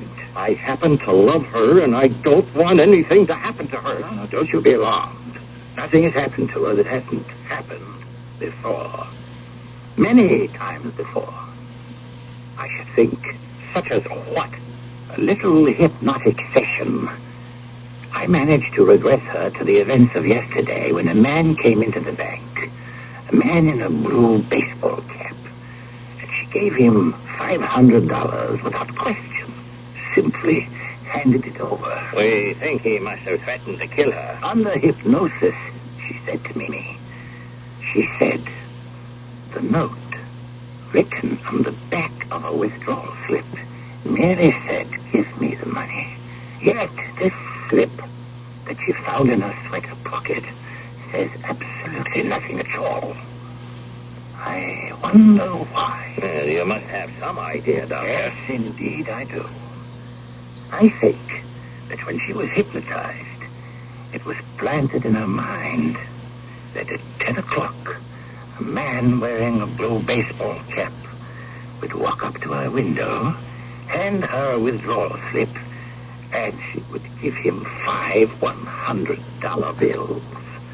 There was no need to write anything on the slip. It was already written on her brain, if you see what I mean. Yes, I'm beginning to. Now, under this most recent hypnosis, she remembered the man, his blue baseball cap, remembered giving him the money, remembered everything except his face. She couldn't remember his face? She said, he has no face. She repeated it several times. He has no face. Now why, when she remembered everything else so well, why would she run up against a block when it came to the man's face? I'll tell you why. Because the face was the face of someone she cared for, even loved. Am I right? Am I close to the truth? Well? Doctor. Look, she's opening her eyes. What happened? You fainted, that's all. Do you remember what happened before you fainted? I was remembering. Yes, you were remembering what happened when the man in the blue baseball cap came up to your window and handed you a note written on a deposit slip. Yes, that happened. And you gave him $500. Yes, I did. Now, when I asked you what the man looked like, you said, do you remember what you said? I said, he has no face. And then you fainted. Now, Dorothy, I want you to take a look at this man. Step over here, you. Let's get a good look at you. That's it. Now, Dorothy, who is this man? Why, it's Stanley. Can you picture him with a blue baseball cap on his head? Stanley. You came into the bank. You came up to the window. You handed me the note. I gave you the money. But why? Why did I do that? Because I hypnotized you, sweetheart, while you were asleep the night before. Doctor, you know that natural sleep can be changed into hypnotic sleep. Yes, of course I know. Well, I've been doing this to Dorothy for a long time. Why would you want to do that? Well, I don't know. To be sure I wouldn't lose her, maybe. To see if I still had this magical power. See, I've had it, since I was a kid, but I just never used it before to get money. And now you have. No, not to keep. I never meant to keep it. Magical powers can't be used, for material gain.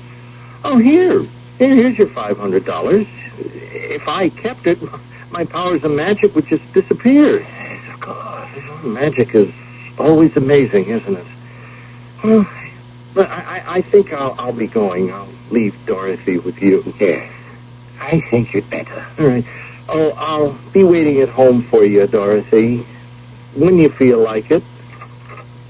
If you feel like it. I never knew. I never thought. Why would Stanley want to do something like that to me? Well, he ought to be horsewhipped. I'd like to beat him up myself. Do you feel like going home to him, Dorothy? I don't know. How can I?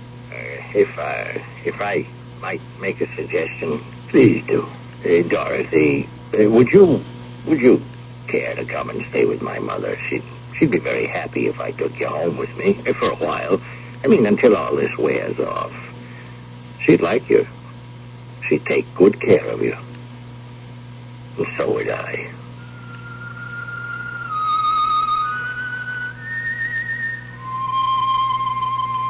So you see, it was a love story after all, wasn't it? Two love stories. Stanley's love, which demanded that he control his sweetheart at all times. And the love of Mr. Treadway, who merely wanted to protect. Which of the two loves will Dorothy choose? Which would she? I'll be back shortly.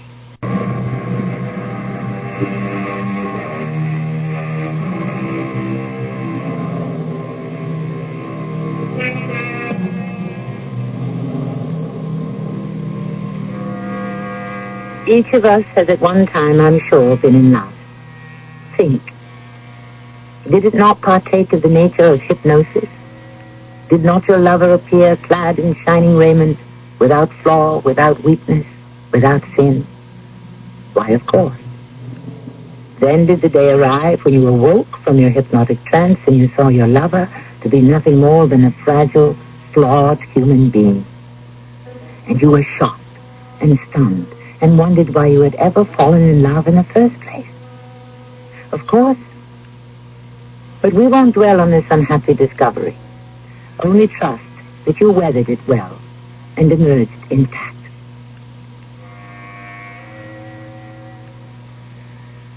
Our cast included Jada Rowland, Earl Hammond, Bernard Grant, and Russell Horton.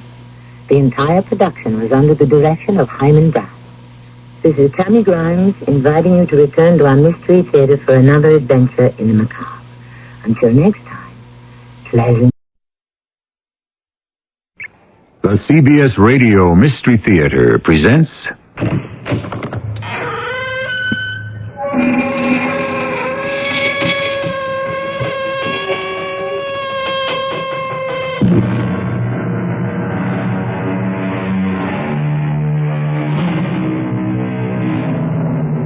Come in. Welcome. I'm E.G. Marshall. There's a famous, if ancient phrase, written by the Latin poet Virgil, Timeo Danaos dona ferentes. Translation, beware the Greeks bearing gifts.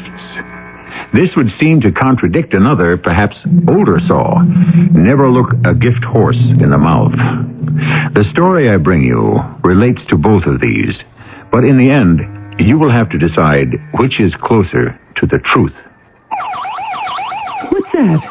It's the burglar alarms, Nancy. Where are you going? To turn off that racket. Oh, no, you're not.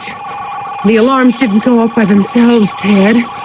What have you got to protect yourself with if there's actually someone else in the house?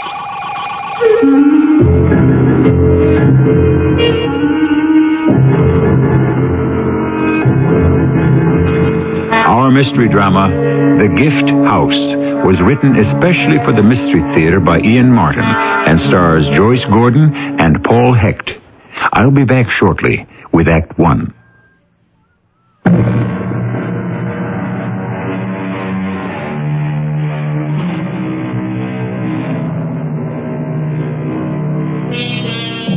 Until 6 months ago, she was one of the lucky ones.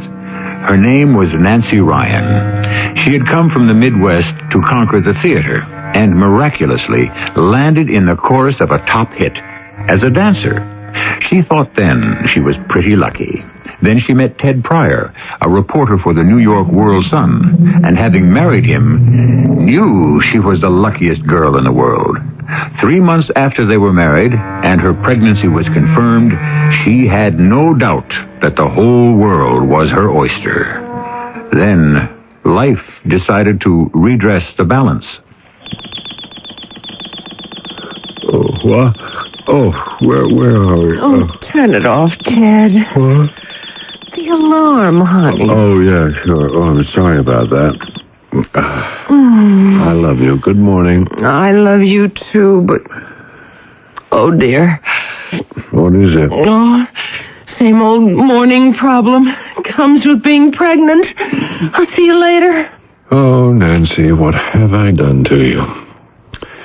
And what are you going to do when you hear the bad news? Feel better, honey? No problems. It's the way girls are built. The baby's great. Well, that's good. Come here. That's nice. Let's snooze a little, huh? Oh, Ted, we can't. You'll be late at the paper. Oh, that's all right. They're not expecting me this morning.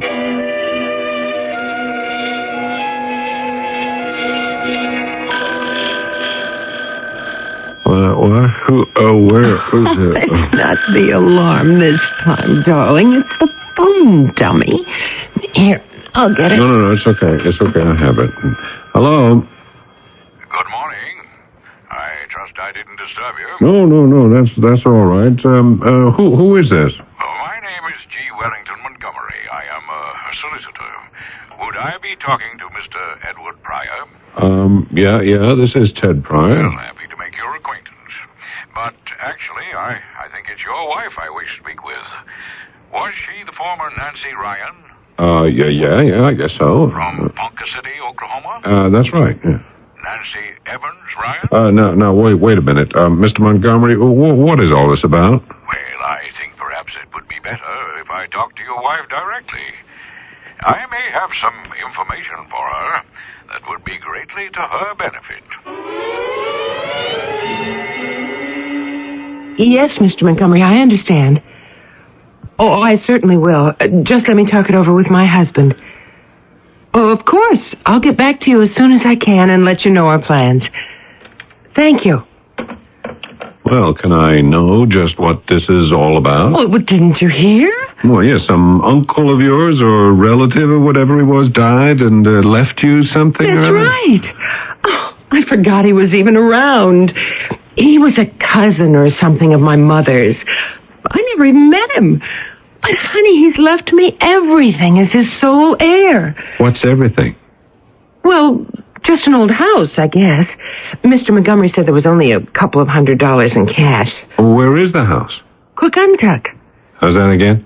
Quaguntuck. It's an Indian name. Oh. It's not that far away. It's right out on Long Island near Montauk. Is that where this Montgomery lawyer is at? Yes. I mean, he lives in Montauk. Oh, so what happens now? Well, there are papers to sign giving us title to the house and all that. And once that's all cleared away, it's ours to do whatever we want with. Yours. Well, what do you mean mine? Everything we have, we share. Yeah, well, that's the trouble. What do you mean, Ted? I haven't anything to share as of now.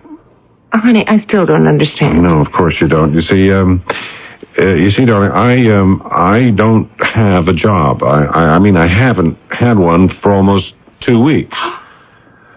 The paper fired you? Well, it's just that circulation's fallen off. Last in, first out. That was me. I mean, how do we swing this apartment with no one working, afford a baby, and come up roses? I think we better do what the lawyer suggested. Like what? Like, rather than try to do all this by mail, we drive out to Quaguntuck and take a look at the house I inherited. Sure. Great. What are we driving? Well, a rental car. Okay, honey. Pack your fancy duds. We're on our way. Hey, this is the life, eh? Oh, Ted, it's beautiful. Too bad it isn't real summer. Well, it's Indian summer. That's even better. Just look at all the trees. They're a riot of color. Uh-oh. What is it? Looks like your color is going to be blotted out. Patches of fog ahead. Oh, dear. I hope it doesn't get any thicker. Where are we now? Well, we just went through Amagansett. We should be there in half an hour. Oh. What's wrong, honey? Oh, I don't know. You cold? You want me to roll up the window? No. No, I'm not cold. It's just... Just what? Oh. My mother used to call it a ghost walking over your grave. Oh, Ted, I just had this nutty premonition we shouldn't go any further. We should turn back and run. Without even seeing the house? Well, I told you it was nutty. Guess you'll just have to excuse a pregnant old lady.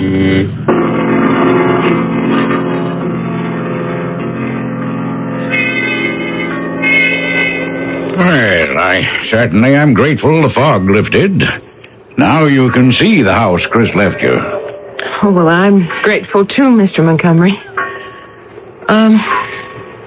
What do you think, Ted? Well, it's bigger than I thought. Sure is a screwball joint, though. Oh, but honey, it has a quaint and, I don't know, individual charm. You could say that all right, Mrs. Pryor. Individual. Why, Chris built this house up from the ground with his own hands, excepting for the help he got from Pete Prouty and old Amos Scobie, rest his soul. Are they dead, too? Like my uncle? Oh, Ed Scobie died 30 years ago, maybe. But Pete Prouty's still spry. Wasn't my Uncle Chris ever married? Oh, he was married, all right. Sourest apple ever came out of the barrel. Never would live in this house with him, holed up in a little apartment she had in Montauk. Made him stay there with her. You mean he never used the house? Oh, he used it, all right. Excuse to get away from her. I'd say Chris Evans spent the better part of 40 years building this house just so he could be with his cronies and a jug of wine to keep from remembering he was married to the sorriest excuse for a woman the good Lord ever devised. Oh, I'm sorry, my dear. I'm afraid I'm not giving your house a very good name. Oh, I don't know. I think my uncle had good reason to love it. There must be a magnificent view from the cliff here when it's not foggy. All the way to Portugal, Europe. It's like another world. Hey, look down there, Nancy. There's a nice little sandy beach. It's good for swimming because it's sheltered from the big Atlantic seas and a fine natural harbor. Chris used to moor a catboat down there, and he... Uh-oh. There's something wrong, Mr. Montgomery? Yes, the wind shifted. It'll bring the fog back. Besides, it's after sunset and the light goes fast these fall days. If you want to see anything in this house of yours, we'd better get on with it. Hey, is that a car in the garage there? Yeah, that's Chris's old Packard station wagon. Runs like a dream. Or at least it did up to the day he died. Is that part of my inheritance? Sure is.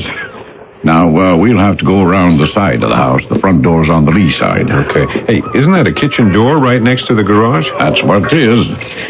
But we can't get in that way. It looks as though you have enough keys there to open everything. I surely do. But there's only one that's important. This fella. What a funny, fat little key. What's it for? Burglar alarm. Burglar alarm? Do you have many robberies around here? Oh, not so you notice. Nobody's got that much to steal. But Chris, he's not only got one system, but two. A backup in case the first one fails. Well, what was he afraid someone might be after? And if you ask me, I think he put them in to keep his wife out. I don't think he ever used them after she up and died. Well, here we are. That's the alarm. And now for the door. I was the one who put the alarms back on while the house was standing empty, just in case. Now, watch your step. It's kind of dark here in the hall. The living room's to the left. I'll get some light. Oh, sakes alive. Oh. What's happened? The whole room is torn apart. Somebody was sure looking for something. Well, it looks as if a hurricane went through here. Now, what about the rest of the house? We'd better have a look.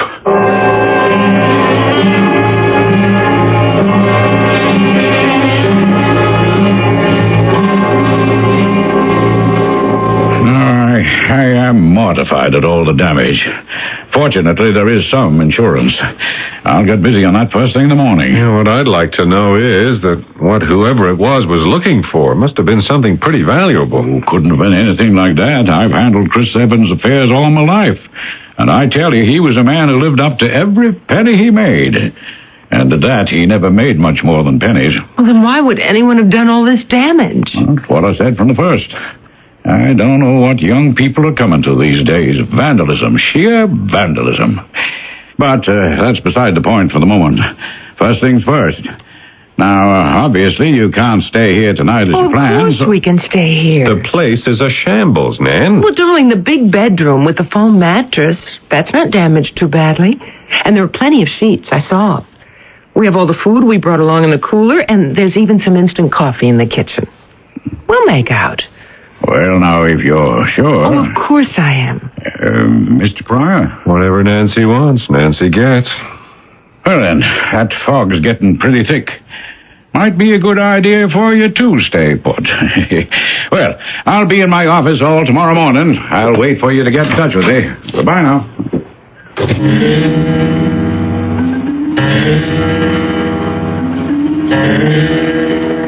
Nancy, are you awake? What is it? I thought I heard something. Listen.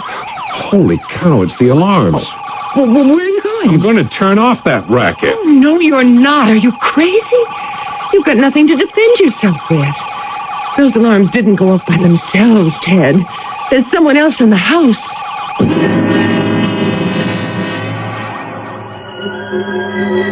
Which one of us has not wakened at some time in the middle of the night to that gagging feeling of the heart in the throat and the spine-chilling belief that an intruder was violating the privacy of our home? It never turns out to be true, of course, or seldom, but just suppose one time it did. I shall return shortly with Act 2.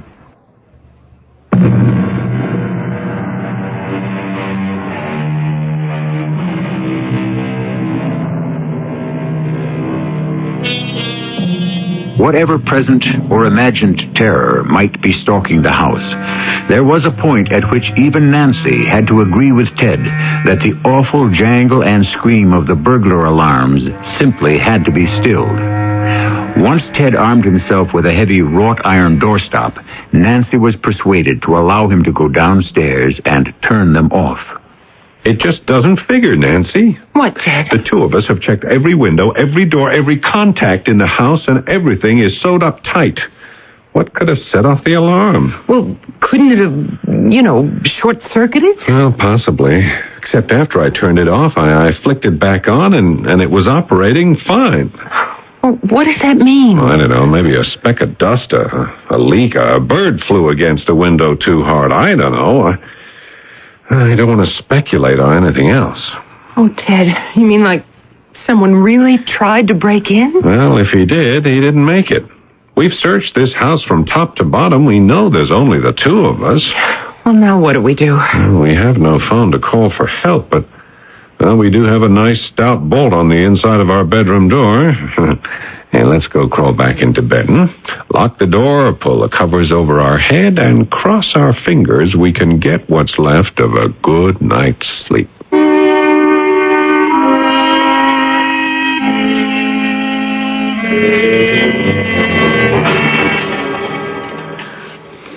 How's the coffee, Ted? Well, the coffee will do. How about us? Well, I'm still trying to think it through. What's wrong with this house? You got me. But something's off the beam. I think we should bail out, get back to New York, put it up for sale. Oh, in this condition, who would buy it? But it isn't only that. Just think what we could make of this place, honey, given a little time. You'd want to live here? Well, just till the baby comes and I can get back to work.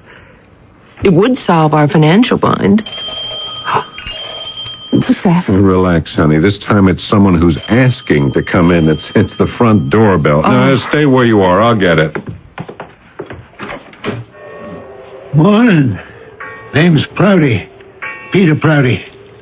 I'm the nearest neighbor right down the hill. Oh, good morning, Mr. Prouty. I'm Ted Pryor. I saw you drive up last evening with that lawyer fella from Montauk.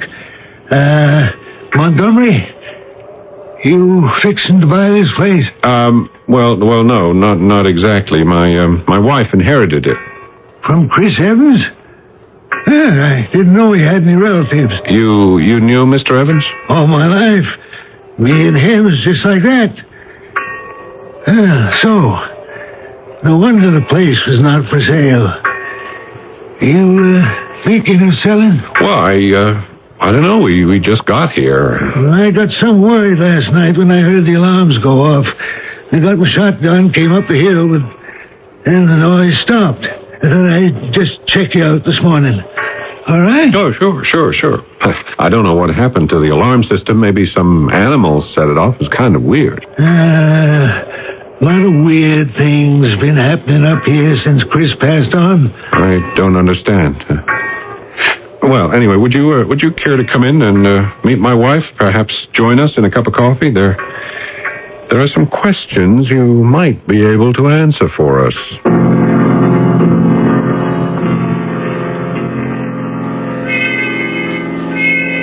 And in spite of all the damage, you don't believe that someone broke in here? No, I don't. Well, now, how can you say that when you see the mess?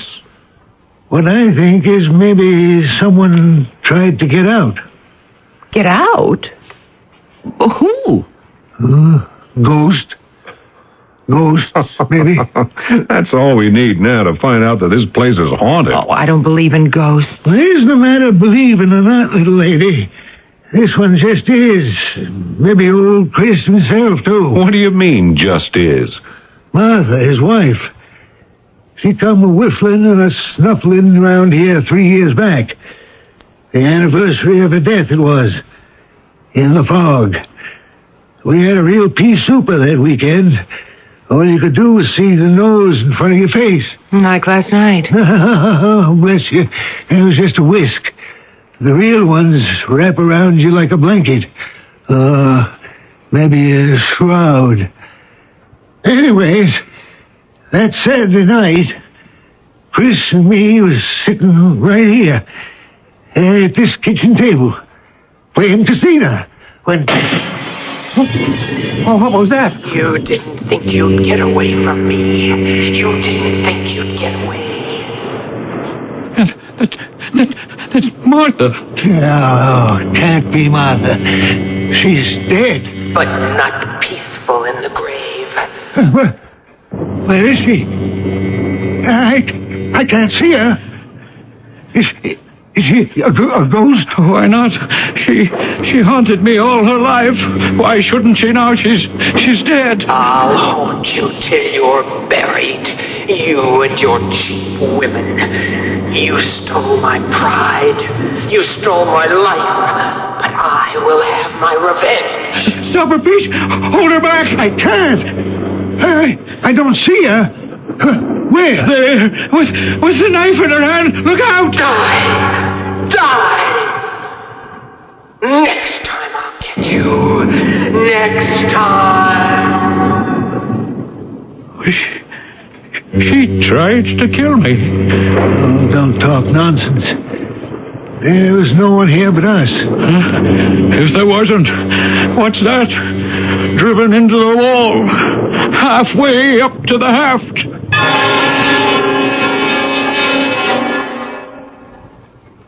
It was the big kitchen knife from Martha's old apartment in Montauk, still vibrating from the force that drove it deep into the paneling.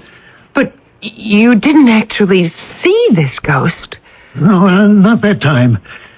But other times I saw her, floating in the mist, her hair hanging down her back. And nights when the fog would blow in, I'd hear her voice on the wind and see the lights dimly flashing from room to room, till Chris would come pelting down the hill to my place to hide. He put in the alarms to try to shut her out, but it didn't do any good. How did Martha, Mrs. Evans, die? In her bed. Of what? Heart congestion, they called it. She was all alone. Yeah. Where was Uncle Chris? The lucky thing for him, the fog was so heavy that night, he stayed over with me. Else he might have been accused of helping her along. Although no one would have blamed him if he had. But he was with you all that night. That's what I told the police. And Chris, my uncle, how did he die? He cut his throat. Or I had it cut for him. Oh, good heavens. What a lot of bosh. Peter Prouty is the town drunk, and he's a bigger gossip than most women. Well, then how did Uncle Chris die? Well, now, I'm afraid there's some truth to the bloody details. I must confess to you that Chris was always eccentric, but during his last years he had crossed the border into senility. The drinking didn't help. He and Pete were always a few sheets to the wind, and the Lord knows what wild fancies they hallucinated between them. But you still haven't told me how he died. Well, I'm afraid he cut his wrist, my dear. Oh. So no one could have been responsible for his death except himself. That's right. And his wife? Oh, she outlived all our expectations. She had a very bad heart for years. Well, that's a relief. And you say, Mr. Montgomery, you checked with the insurance and the damage is all covered? Absolutely. The adjuster's coming by tomorrow to estimate costs. But I can handle that for you. Why? Well, aren't you going back to the city? Oh, Ted is. I'm not. What? Well, you know we have to get the rental car back. No, why don't you come back with me, darling? Because I'm going to be a very busy girl. I want to see the adjuster, and Mr. Montgomery's going to help me to have Uncle Chris's car put in condition. I'm going to drive it in tomorrow so we can pack up and get out of that apartment before we get socked any more rent. Now, Nancy, you're in no condition... I feel fine. And the sooner I get settled in my own house, I can really enjoy having this baby. Darling, now's the time. We need a roof over our heads. Yeah, besides, if there is anyone around here looking for something spelled M-O-N-E-Y, maybe we ought to be finders keepers. Oh, if there was, it would be peanuts. Oh, Chris used to make some $2 bets on the horses, and if he won, he had the habit of folding a 10 or a 5 into old newspapers in the cellars and forgetting all about it. I helped him find many a one. You think that's why the house was broken into, huh? Well, now, I was mulling it over in my mind, and I thought that could be the reason. You know how stories grow, particularly with a solitary person like Chris. But if money is the motive, which is tying you to the house, I beg you to forget it. You'd only be disappointed. I still don't feel right about it, Nancy. Oh, don't be silly, darling. I'll be safe as a church with my double burglar alarm. Oh. Anyway, if anyone is looking for anything, it's not for me. Well, that's where you're wrong. I am. Oh, hey, that's my line. I'm going to find what I'm looking for when I drive to New York tomorrow afternoon. Now, I'll see you at the apartment, and if there's any hang-up, I'll phone you. You don't have a phone. Well, not tonight, but Mr. Montgomery's arranged for them to connect it in the morning. Now, come on. It's beginning to get dark. Goodbye, darling. Goodbye. Go to bed. Get a good rest. I'll do that, little thing. Drive carefully. Oh, not to worry. I wish I was as brave as I'm pretending to be. Hello, Miss Pryor. Oh, you gave me a start, Mr. Prouty. Where did you drop in from? Well, I was out for a walk, and I thought I saw you preparing to leave. No, only my husband. You planning to stay a while? More or less permanently. In spite of what I told you? Pete, you are a big teller of tall tales. I think you get carried away by your own imagination. It could be. Still in all, I wouldn't like to see you in any danger. Me? What danger could I be in? Are you trying to chase me away from here? Oh, perish the thought. I was just concerned about you. A little woman all alone with no one to protect her. I can manage by myself, thank you. Of course you can. But you batten down all the hatches and hold snug. Looks like we're in for a real northeaster.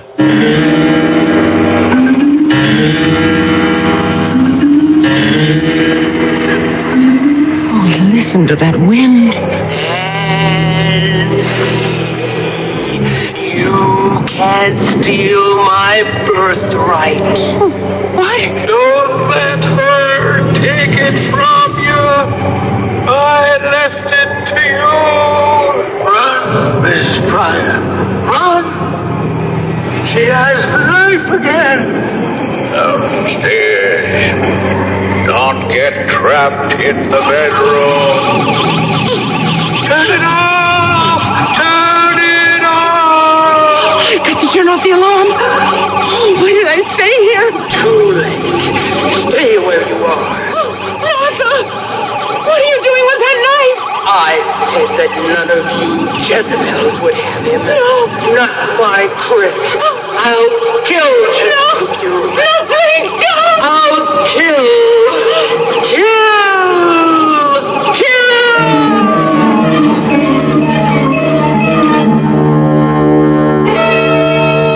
Well, now, everything seems to have come to a climax. If we had not allowed ourselves to become involved, we might pretend to be totally disengaged and say, how does the heroine of such tales allow herself to become so involved? But since we have followed her this far and permitted her to be involved, the question is, how does she escape? We won't know that, of course, until I return with the conclusion in Act 3.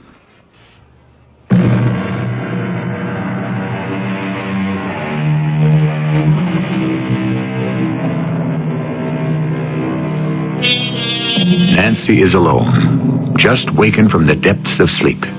The wind roars around the exposed house on the heights above the raging waters, and everything is filtered through the miasma of the drifting fog.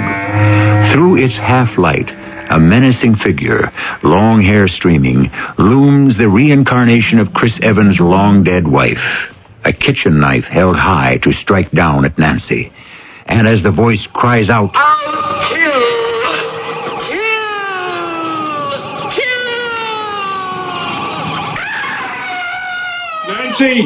Nancy, where are you? Here by the kitchen. Oh, Ted. Well, I was just coming in and I heard you. What happened? I don't know. I don't know. Martha, all those people. Darling, it's all right. It's all right. There's nobody here but us. It must have been a nightmare. Are you okay for a minute? Where are you going? I'm just going to turn off the alarms. It's all right. I'm right here. Okay. All right, here we are now. Let's go into the kitchen and sit down a minute, all right? Oh, Ted. Oh, what are you doing back here? Well, I drove as far as I could, Nan, but the fog was impossible. I decided I'd better feel my way back here, but what's been happening? Oh, everything was all right when I went to bed.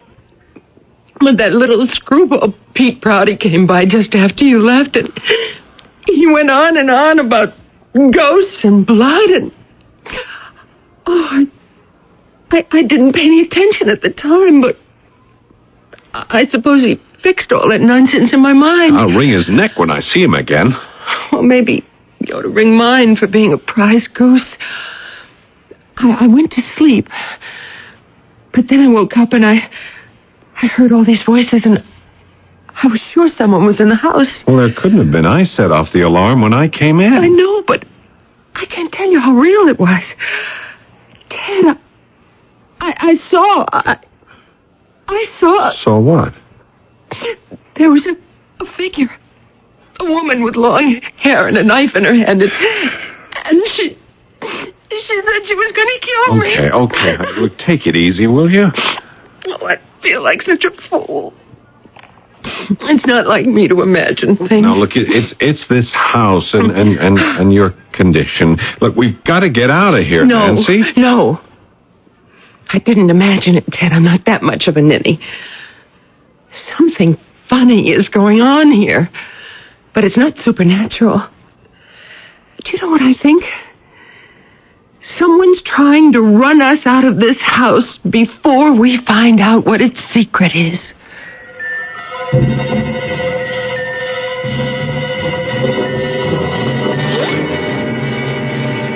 Ted?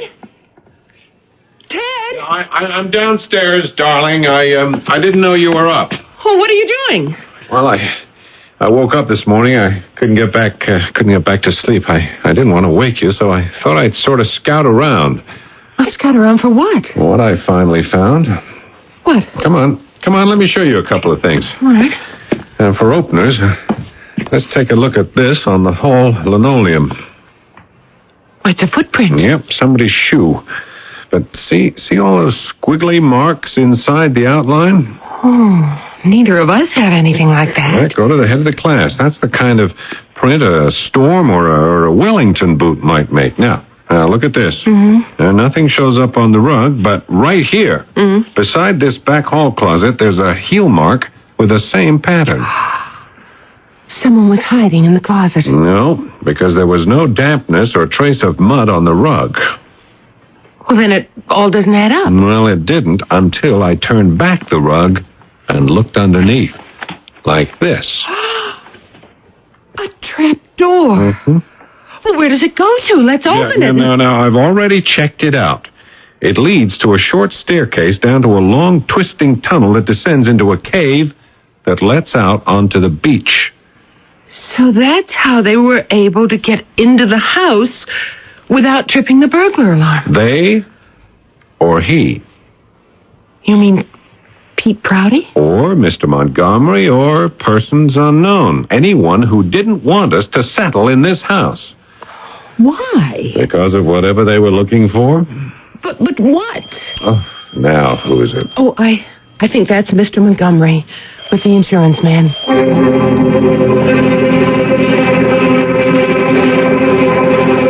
Well, now, I feel the insurance company offered a very fair settlement. As your lawyer, I'd advise you to agree to it. Well, we think it was fair, Mr. Montgomery. And I think the house can be put back together very nicely with the money they'll pay. Well, certainly in shape to sell, which, if you'll forgive me, is what I urge you to do. Mr. Montgomery, I'm going to be very frank with you. There's something in this house someone wants. I hope you're not suggesting it could be me. Oh, I give you my word, I had no idea there was any other access to this house than through the keys that were left in Chris Evans' effects. And I can't imagine what he could have had that was of any value beyond the house itself. Even knowing about the secret passage? Now, what was it for? Oh, my guess is it was built in the 30s when everyone was doing a little mild rum running during Prohibition. But I don't imagine there was a fortune in that. Then you don't think Uncle Chris could have amassed any money? My dear, I knew Chris Evans as well as my own brother, and I assure you there's no way he could have amassed any secret amounts of money. Unless he'd won the Irish sweepstake, and you can't exactly keep that a secret.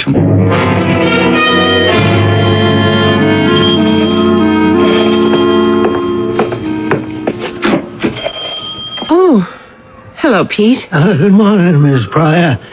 I come up a little earlier to see how you were, and I saw you had visitors, so I backed off. Oh, that was Mr. Montgomery and the insurance man for the damage. Are you going to take care of it? Oh, yes. Well, I just want to check up on you. Having to spend a night alone in the house. As it happened, she didn't. I came back. Well, now, that's a surprise. Is it? Don't know what you mean. You have a pair of storm boots? Wellington style? I've got several. We see some pretty rough winters. Why? Did you know there was a secret passage from the back hall closet all the way down to the beach? Why, Dad, I most forgot that. It's been sealed up for most 25 years. How did you and my uncle meet? Oh, that was a long time ago. My family were fishermen, but I thought I ought to give show business a whirl. That's how I met Chris. He was the electrician in the first theater I got a job in. You were an actor? Kinda. I had an act in vaudeville. Well, I was the one coaxed him out here to Montauk. I helped him build this house. I always felt it was kinda part mine. Is that why you used the old passage from the beach to break in and tear it apart? You should have left the house to me. It was half mine. I'm even willing to buy it from you. If you give me a decent price. Why, Pete? What are you looking for here?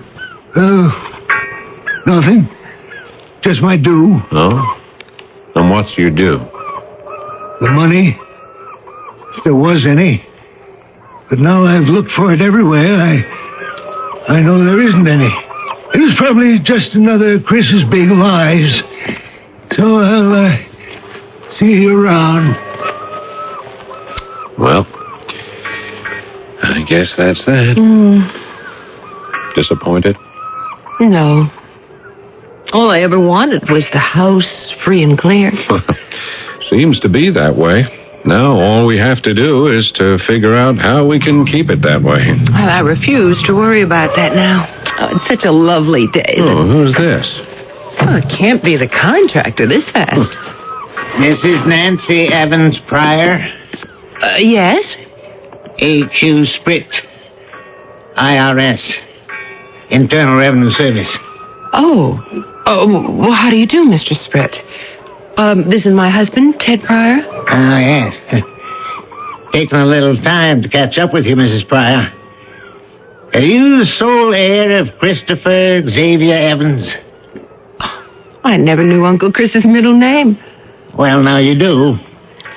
I checked already with Montgomery, your lawyer.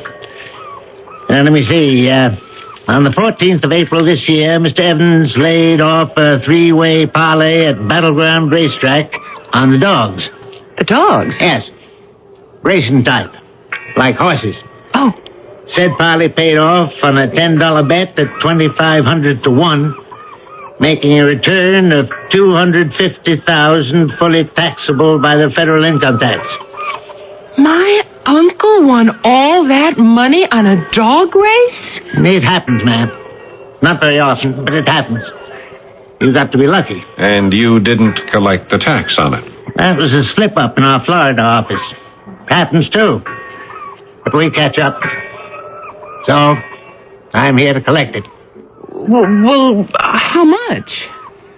With penalties and interest, figure about $125,000. That's how we like to round it off. Oh, we haven't any money like that. All my uncle left was his house.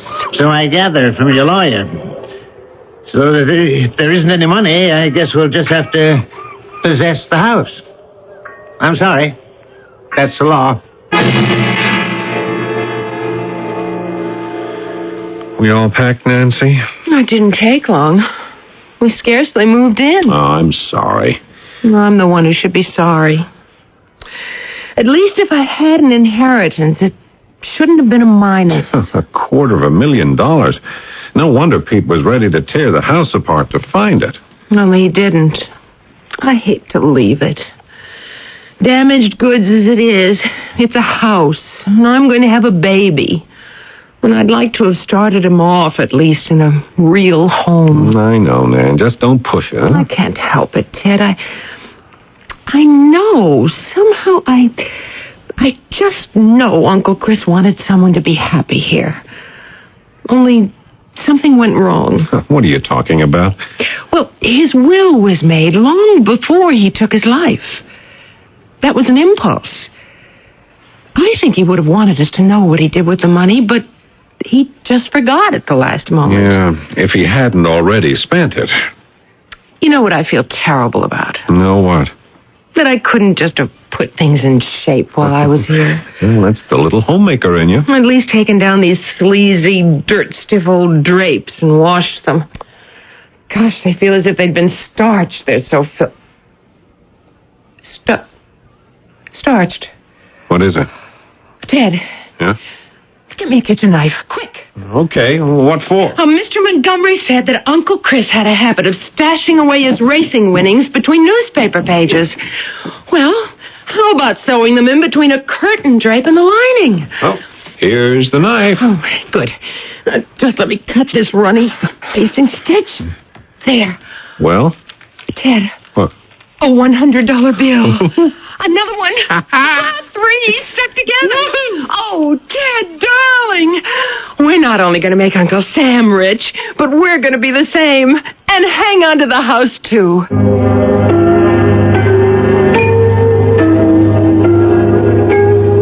So, at the end of this tale, we can return happily to the positive proverb, never look a gift horse in the mouth. For a while, it seemed as if Nancy Pryor had stumbled into misfortune, but instead, she came out with the luck of the Irish. I'll return shortly.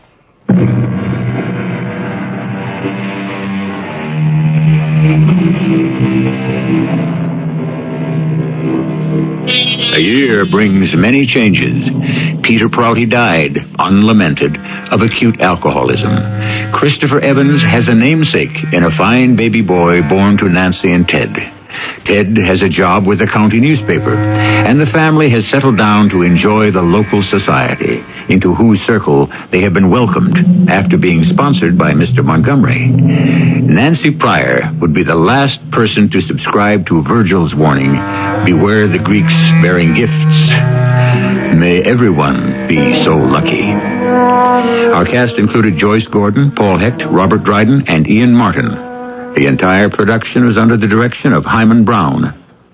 This is E.G. Marshall inviting you to return to our Mystery Theater for another adventure in the macabre. Until next time, pleasant dreams.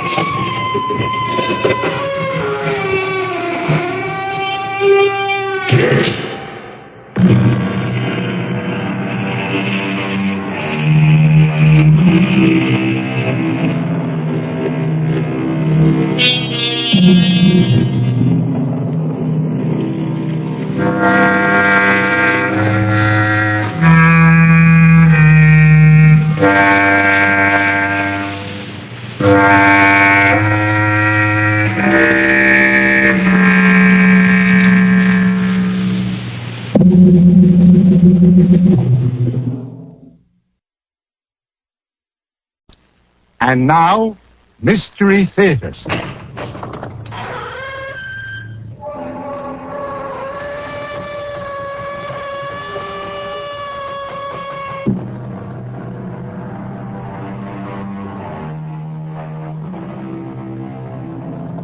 Come in.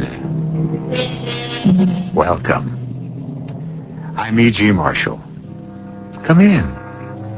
What's that? Yes, it is rather dark in here. You see, we never turn on the lights.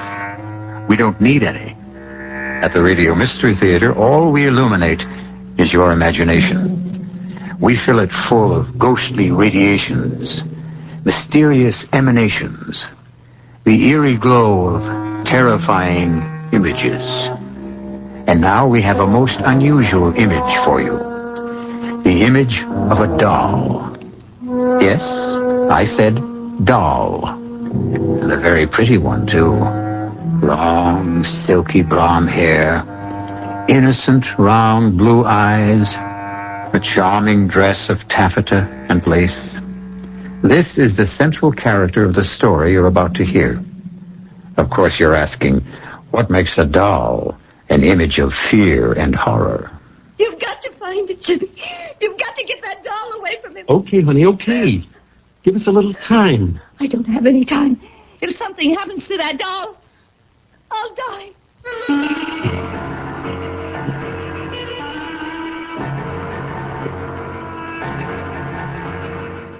Our mystery drama, The Doll, was written especially for the Mystery Theater by Henry Slessor and stars Joanne Linville and Ross Martin.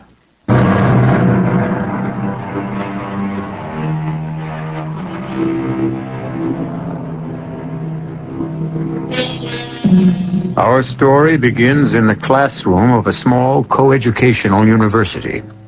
Not a very unusual setting. But today, these young men and women are hearing an unusual lecture. The guest speaker is Professor Eric Douglas, and the subject of his address is written in chalk on the blackboard. Let's step a little closer and see what it says. Homeopathic magic, ancient and modern. Let's be quiet and listen. For thousands of years, people believed they could injure or destroy their enemy by injuring or destroying an image of him. And so they made likenesses in cloth, in wood, in clay. The ancient Egyptians used wax. The wizards would take a drop of a man's blood, clippings from his hair, or parings of his nails, and knead them into a wax figure. You mean like a voodoo doll, Professor? Voodoo belongs to the modern era, but the idea is exactly the same. Once the doll was made in this fashion, the victim was at the mercy of the sorcerer. So, you see, the doll is really man's oldest toy and perhaps his deadliest. You mean that stuff really works? Well, that is the strangest part of all. Sometimes it works very well. You got to be kidding, Professor. Young lady, I wonder if you'd like to help me with a little experiment. Me, Professor? Yes, will you come up front, please? Now, just for the fun of it, shall we make a doll? Huh? All right, now let's see, what shall we use? Now this little towel will do fine.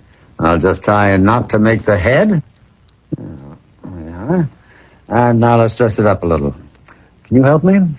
How? Well, with some part of you, a hair from your head, perhaps. Now, how about something you own? That ring, maybe. May I borrow that? Well... yeah, thank you. Now, we'll put that around the neck. And voila. We have an instant voodoo doll. Fascinating, isn't it? To know that the doll is meant to be a representation of you? Now, look at it. I'm looking. Yeah, well, keep looking. Now, don't take your eyes off of it. You can almost see your face in the cloth, can't you? It's almost as if the doll is you. Whatever happens to the doll happens to you. You, the doll. You, the doll, sharing one body between you.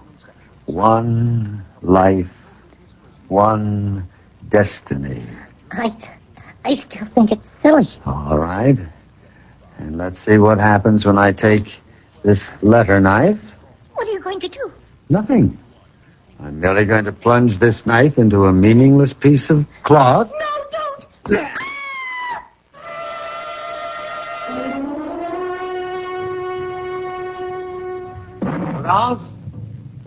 Prudence?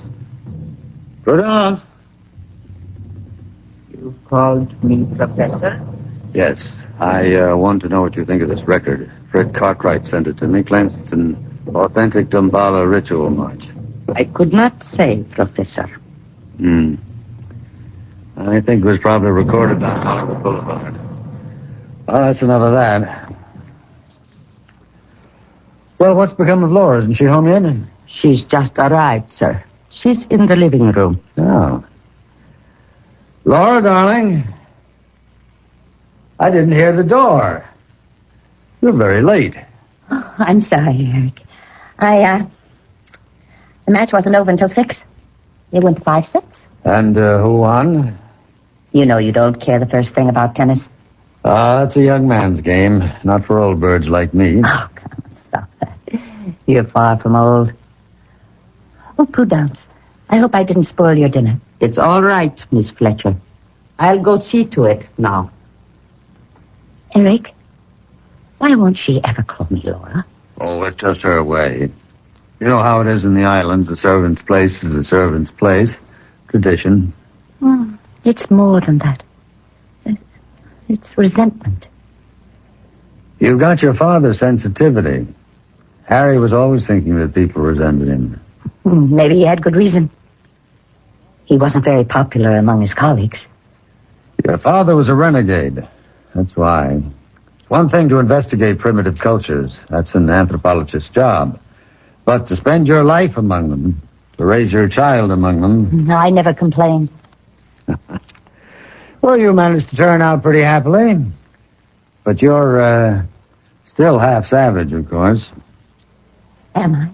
You can't fool me, Laura. You're still a child of voodoo, just like Prudence. No, don't be silly, Eric. I know you, all right. When the full moon rises and the drums start to beat in the jungle and the serpent god Damballa raises his hooded head... Eric, stop it. What's the matter? I'm sorry. I have that awful headache. Again? Well, come on, let's take care of it. No, don't bother. I'll be all right in a moment. Best time to stop it is early. Right now. You listen to Dr. Douglas here, and we'll get rid of that pain in 2 minutes. Come on now. Lie back. All right. Oh, just relax. Just remember how we've done this before. Yes. I remember. That's right. Now, shut your eyes, Laura. Think of your mind as a large, empty cavern. And in the cavern, you hear my voice. Very faint, as if I'm speaking to you from far, far away. Yes. You feel at peace, relaxed, happy. Your head is clear. Your pain is gone. Yes. It's gone. Oh, you're happy now, Laura. You're happy to be here with me. With me, my darling. Aren't you? Yes. I'm happy. You love me, Laura, don't you? Not in the way you loved your father. You love me as a man. I'll say it, darling. Say, I love you, Eric. I love you. Say my name, Laura. My name. I love you, Jimmy. What is the matter with you, Prudence? I'm sorry, Professor. The dish fell from my hand. What is it? What happened? Nothing. Nothing, my dear. You're fine. You're just fine. Prudence just dropped something. I came to tell you that dinner is ready.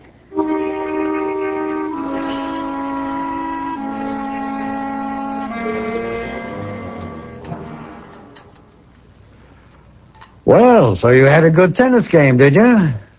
Was it mixed doubles? It was, as a matter of fact.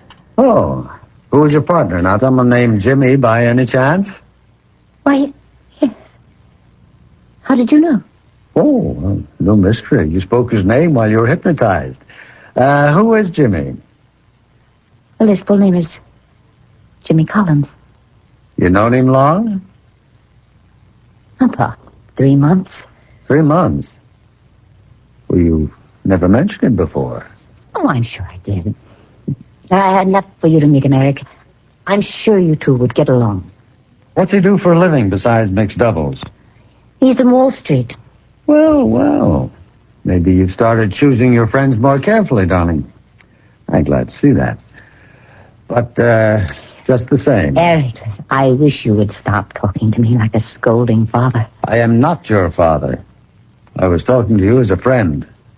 I'm sorry. Do you wish dessert now, Professor? No. No, Prudence, no dessert. Gotta stay in trim. Who knows, I might take up tennis yet. Laura, I tell you what. Why don't you bring this Jimmy around? I'd love to meet him.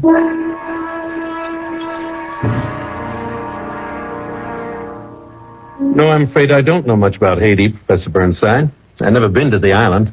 Oh, well, of course, Laura has told you of her life there. Oh, yes, she's told me all about it. In fact, you spent some time there yourself, didn't you? Yes, few years. That's where I met Laura and her father, as a matter of fact. You can see that Eric brought back half the islands. Well, I have my souvenirs, like this thing, for instance. What is that? Looks a little tacky to me. Well, they call it an Ouanga packet. It's a charm the voodoo men use for every purpose. Some good and some bad. We should throw out that awful thing, Eric. Well, it was a gift made for me by an old Mamaloy in Port-au-Prince. It's a protective charm, guaranteed to ward off the devil, and, of course, Laura can tell you more about it. Laura's much more of an expert on voodoo than I am. You mean just because she was raised on the island? Well, it's an interesting primitive study, otherwise sheer nonsense, of course. Oh, you shouldn't have said that. You've offended Laura dreadfully. Laura's a believer, you know. She played with voodoo dolls the way other children play with Chatty Cathy and Betsy Witsy. Harry, please stop it. Ask her, Jimmy. Go ahead, ask her if that isn't so. Oh, I'd feel very foolish asking that question. Oh, Jimmy, of course it isn't so. Well, that's good to hear, frankly. I mean, it'd be a heck of a thing on our honeymoon, waking up and finding an Ouanga bag in my slipper. Did you say honeymoon? Yes. Didn't Laura tell you? Laura and I are engaged. We're going to be married next week.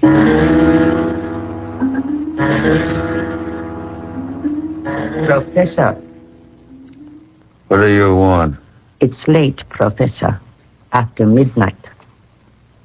Leave me alone, Prudence. Go to bed. There is no chain strong enough to hold her. What'd you say? The girl is not of your blood. Why do you struggle to keep her? Prudence, I can't lose her. You hear me? If I lose Laura, I die. No, Professor. Oh, you've got to help me. If you want me to live, you've got to help me. There is nothing anyone can do. There is something that you can do. What is that? I've been thinking about it all night. Prudence, you can make a doll.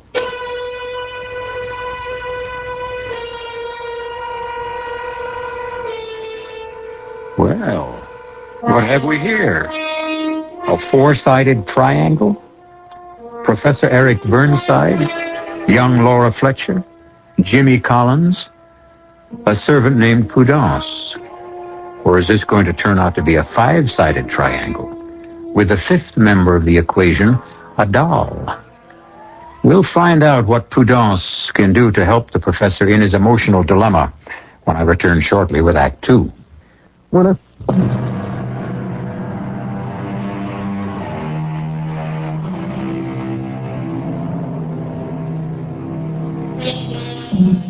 A week has passed since Laura Fletcher made her earth-shaking announcement to Professor Eric Douglas.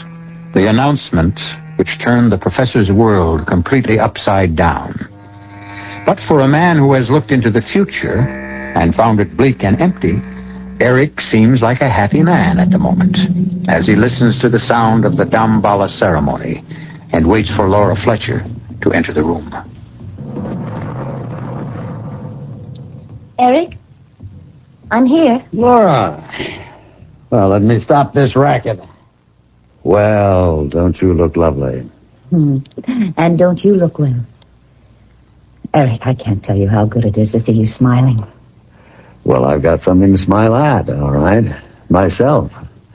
I don't know what came over me that night, Laura. I just was not myself. I couldn't let you run off and get married without my blessing. And a suitable present, of course. A present? Eric, you shouldn't have. You've always admired this ivory charm, and I want you to have it. You and Jimmy. Oh, Eric. It's beautiful. It must be priceless. Well, it's not as priceless as our friendship. I wouldn't want anything to happen to that. Oh, thank you so much. Jimmy will be as thrilled with it as I am. I think we should talk before you go away, darling. I think we should talk about your father. What about him? I have to ask you this, Laura. Whether or not you've ever told your fiancé the full story. I've told him quite a lot. Including the way it ended for him? Don't talk about it now, Eric. Please. You know, I still blame myself. I knew that Harry wasn't right in the head. I could see the signs, and I shouldn't have let it go as far as I did. Please, Eric. You know that I cannot bear to remember that time. I know. You were only 14, but you witnessed it all. His mad delusions. Don't. Oh, my head. Laura, what is it? It's the pain again? Yes. Oh, poor darling. Here, come on, lean back. It happens every time I remember my father. Shh. No, don't talk. Just lean back, relax, close your eyes. Yes. Thank you, Eric. Thank you. Now breathe deeply, darling. Deeply. Now, you remember how we do this together. How we make the pain disappear. How you clear your mind of everything but the sound of my voice. Yes. You can't hear anything but me now, Laura. Just my voice echoing in your mind. You're asleep now. You're so deeply asleep that you won't waken until I tell you. You won't know anything but what you hear me say. Do you understand? Yes. I understand. That's it, my darling. Deep. Deep.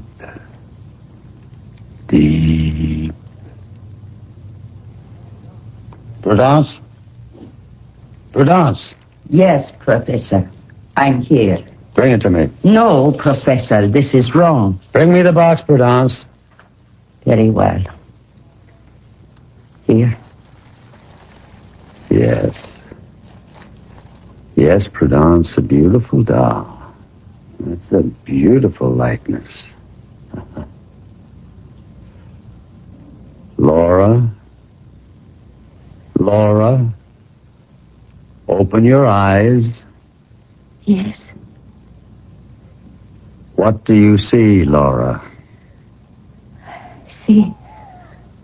I see.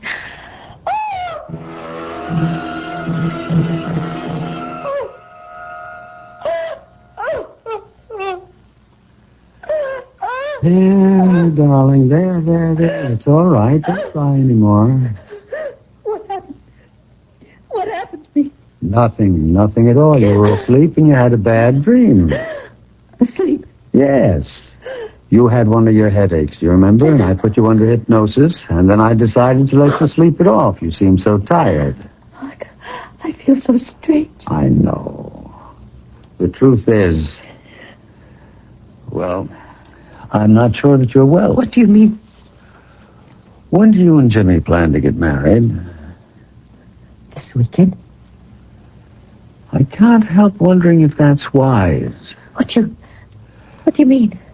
I wonder if you're well enough. You seem so run down, and the headaches are obviously worse. Took a long time to make you lose the pain. Eric, Jimmy and I are getting married. This Saturday. We're driving to Crompton late, and we're getting married by the Justice of the Peace. Nothing is going to change that. Nothing.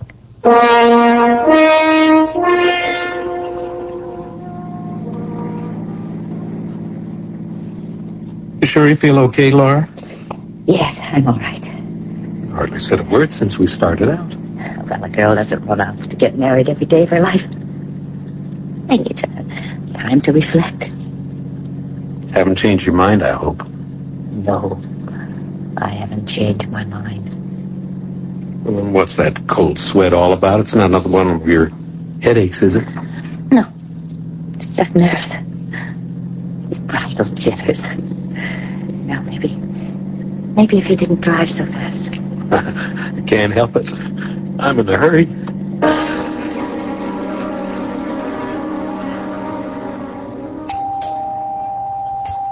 I'm coming. Don't have to rip the bell off the door, young man. I'm sorry about that. My name is Collins. I called this morning about the wedding. Oh, the judge is inside. He's near deaf as a post, so better make the I-do's good and loud. I intend to. Oh, come in. Come on, come in, folks. I'm will act as witness. Fine. Young lady, you stand here, next to young man. Honey, are you all right? Oh, yes, I'm fine. You sure you wouldn't like a glass of water? Oh, no. Thank you. Steady, honey. It only hurts for a minute. Dearly beloved, we're gathered together here in the sight of God, in the face of His company, joined together this man and this woman, holy matrimony, What's wrong? which is an honorable estate instituted by A God, little shortness of breath. signifying unto us, Laura. union as betwixt Christ and His church, which holy estate Christ adorned, Oh, and Jimmy, sanctified with What's His the presence. matter? What's the matter? What? I've got this awful pain. This terrible pain.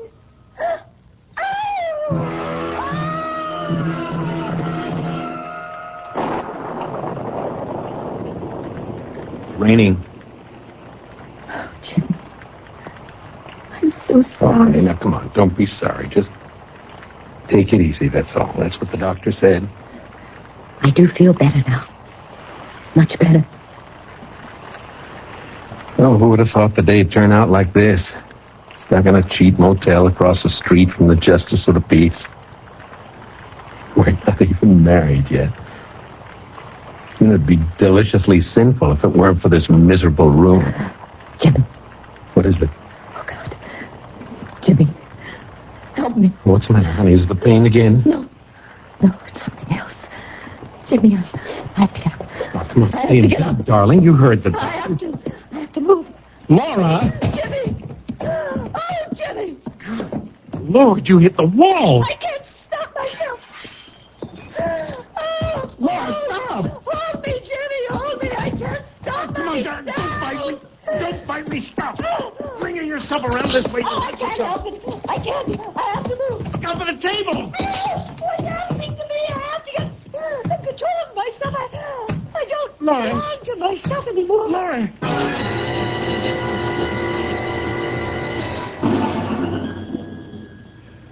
I can't tell you how sorry I am, Jimmy, but I also can't say that I'm surprised. What do you mean? Well, my field is anthropology, but I'm not a complete stranger to the psychological sciences. In my opinion, Laura's problem is the result of a conflict, the difference between two worlds, the world of everyday reality and the dark world of superstition.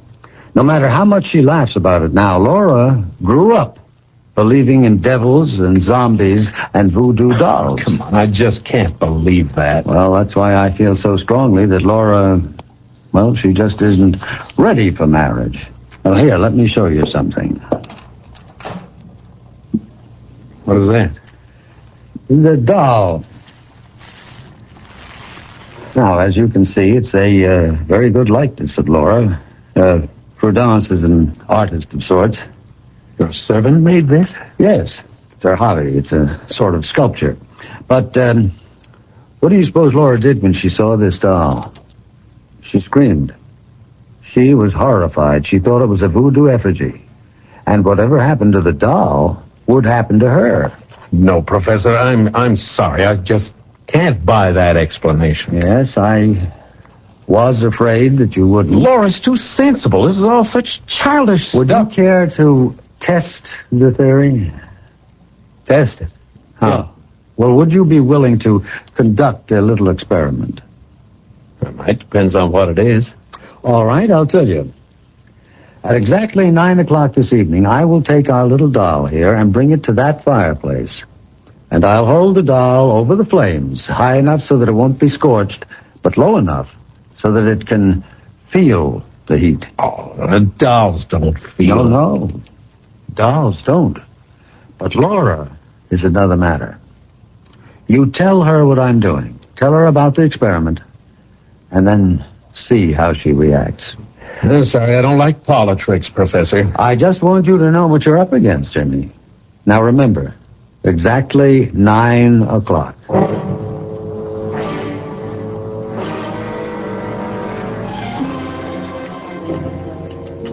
I don't understand you sometimes, Jimmy. I mean, I know you saw Eric. You told me you were going to. All right, I saw him. And? He just told me a lot of nonsense, that's all. About me? And my father? About you and voodoo dolls. What did he say exactly? Laura, why did he have that doll made? What doll? You know. The one that looks like you. What are you talking about? You said you saw it, didn't you? No. I never saw any such thing, Jimmy. He must have been joking. He must have been putting you on. I saw the thing, darling.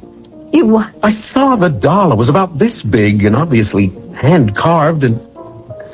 Well, it did look like you, Laura. Same long blonde hair, blue eyes, very much like you.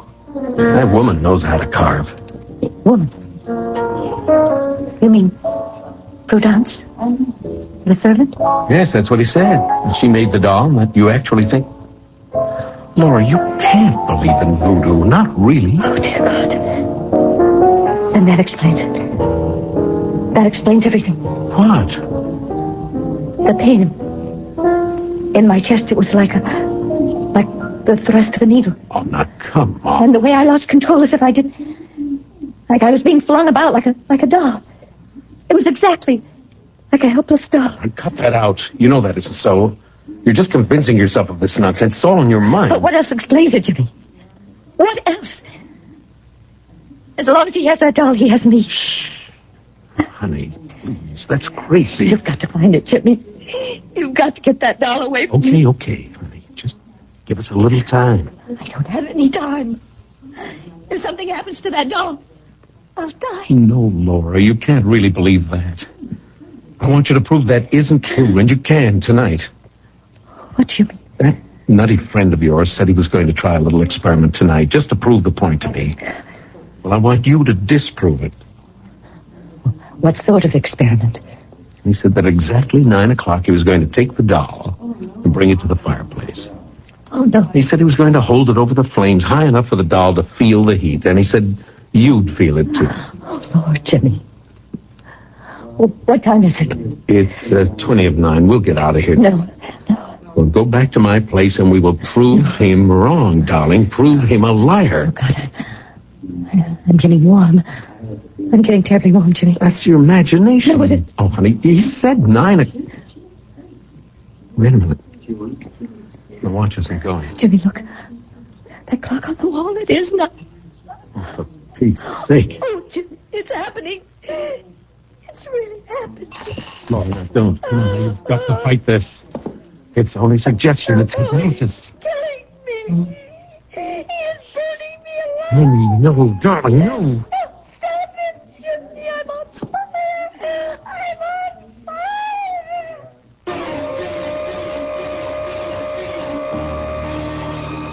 Yes, the mind is a powerful weapon. And when it's turned against ourselves, it's the most dangerous weapon on earth. Can Laura Fletcher find a way to stop her own mind from tormenting her and possibly ending her life? At least she isn't alone in the struggle. We'll find out what Laura and Jimmy can do about the deadly doll that menaces her when I return shortly with Act 3.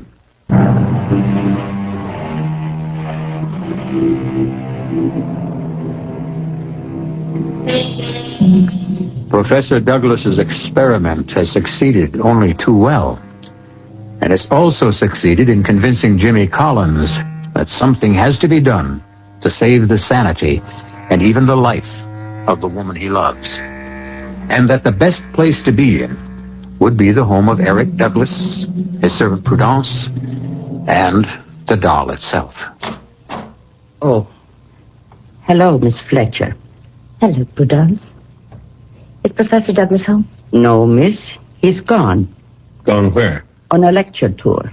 He took the early morning train not half an hour ago. When do you expect him back? Not for days, he said. Prudence, I have to talk to you. Please let us in. Yes, miss. Prudence, when my fiancé was here the other day, the professor showed him a doll. A doll, miss? He said you made it. I made no doll, miss. I saw it, Prudence. It was in a black cardboard box about this big. And he took it out of this break front here. I know nothing of a doll, sir. All right. Suppose we look for ourselves. Please, sir. Jimmy, is it there? Oh, it's empty. Please.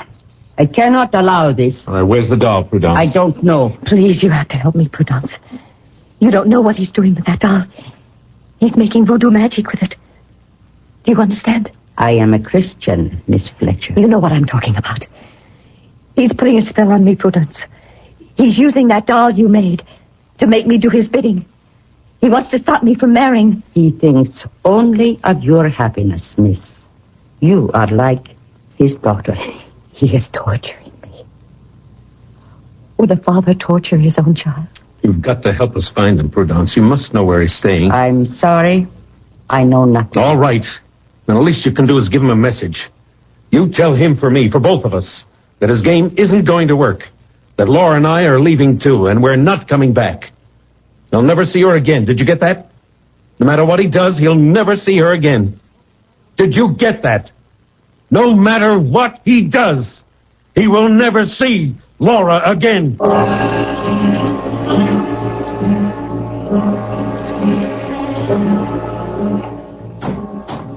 Prudence? Prudence? Where are you? Dear Professor, did you have a good tour? Yes. No. But I don't remember. It was endless. Seems like far more than 3 days. They were here, Professor. Who? Miss Fletcher and her young man. They came to see you and to find the doll.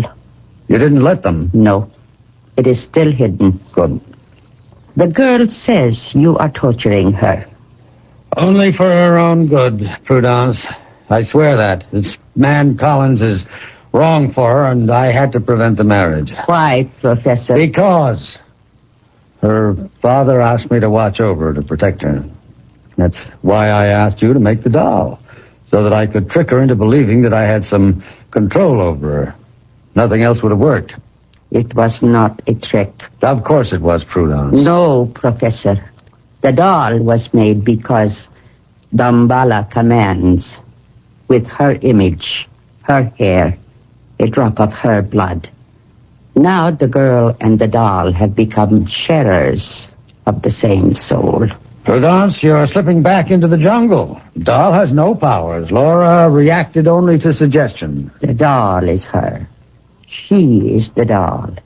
Only the sorcerer can break the spell. I'm tired, Prudence. I can't cope with mumbo-jumbo tonight. Professor, lift the spell from the doll. Oh, for heaven's sake, there is no such thing, Prudence. Call the girl.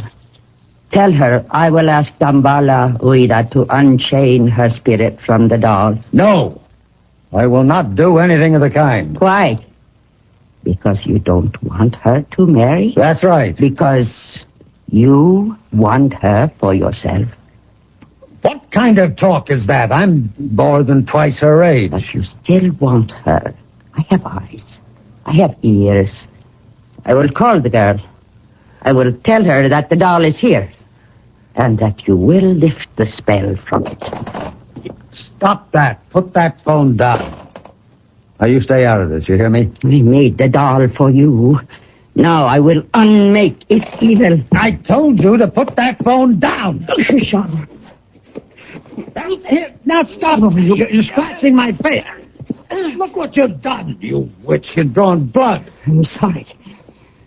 I didn't mean... You have meddled enough in my life. Now get out of here. I don't want to see your ugly face again. I want you out of here by tomorrow morning. Do you hear me? Yes, Professor. I heard you.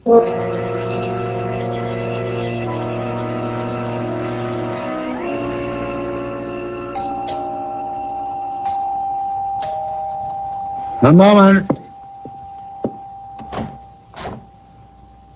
Laura. Hello, Eric. You know Jimmy Collins, of course. What are you doing here? Sorry to be such early arrivals, Professor. We wanted to make sure you didn't go off to another lecture this morning. I have nothing to say to you, Mr. Collins. Don't plan to stay long, Professor. Only until you give us that doll. The doll? That's right. For heaven's sake, you're really serious, aren't you? You really believe that doll has some mysterious powers. It doesn't matter, Eric. I'd just feel better if you'd let me have it. I know it's here. How do you know that? Who told you? Prudence called me. Prudence? Yes, very late last night. She told us that the doll is in the hall closet. In a black box. She lied to you. Woman's gone crazy. I had to fire her. Want me to look in the closet, Professor? How dare you? I could have you arrested for what you're doing. Eric, please. We've been friends. Friends for such a long time. That is a beautiful word, isn't it? Friends, almost as good a word as father. That is all I ever meant to you. Oh, Eric. Let's have the doll, Professor. Oh, yes, the doll, the voodoo doll. Mr. Collins, I think that you are as mad as she is. Maybe I am mad, Eric. But I am afraid of the doll. I can't help myself. So please let me have it. I'll give you 1 minute to lead us to the doll, Professor. Oh, and then what will you do? Pump me full of lead? And I'll find it myself. In the course of it, I might break quite a few things. Quite a few things in the process. Things you may value. All right, I will show you the doll. There. Is that what you're after? It does look like me. I think I remember seeing it once before, but it's as if it was in a dream. I'll take that, Professor. Stop right there. What? Now, suppose I didn't give you the doll. Suppose I smashed its head instead. Eric. All I have to do is smash the head against this wall. One sharp blow, and the head is broken. The skull caved in. The pretty blue eyes shut forever. Huh? Shall I, Laura? Eric, why are you doing this to me? You smashed my life, didn't you? You didn't care what happened to me? Oh, Eric, but I do care. You walked out with him. You left me for him. Well, here's what he... Then...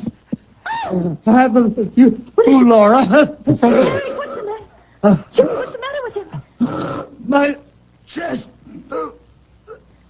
Jimmy. It's a heart attack. I think he's dead. Oh, my God. Are you sure? Look at his face. Oh, no. There's no sign of a pulse. He's gone, Laura. Oh, no. Lord, just like that. Must have been the excitement. No, it was not. Prudence. The spell is lifted, miss. When the sorcerer dies, the spell dies with him. What's that in her hand? Prudence, what are you doing with that knife? It was the only way, miss. Wait a minute. She's got something else. Some kind of doll. Prudence, you didn't. His skin and his blood from my fingernails. His curse from my lips and heart. Oh, Jimmy. How horrible. She killed him. Oh, no, Laura, no. It was a coronary. Only a coronary. I think. Well, personally, I don't think I'll ever trust a doll again. Not Raggedy Ann, or Betsy Wetsy, or even that paper doll they used to sing about. Of course, there's no question in my mind that Professor Douglas died of natural causes as opposed to supernatural. There's a great deal to be said for the power of suggestion, which, of course, is why you're about to hear the following suggestion.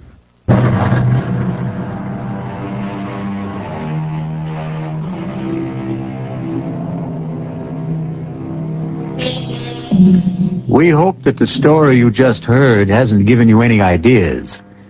That you're not all rushing out to the local toy store to buy up their supply of dolls in order to try some grisly experiments on your least loved ones. Take our word for it. It doesn't really work. But on the other hand, why do I have this sticking pain in my left shoulder? Our cast included Joanne Linville, Ross Martin, Virginia Gregg, and Carl Swenson. The entire production was under the direction of Hyman Brown. This is E.G. Marshall inviting you to return to our Mystery Theater for another adventure in the macabre. Until next time, pleasant dreams.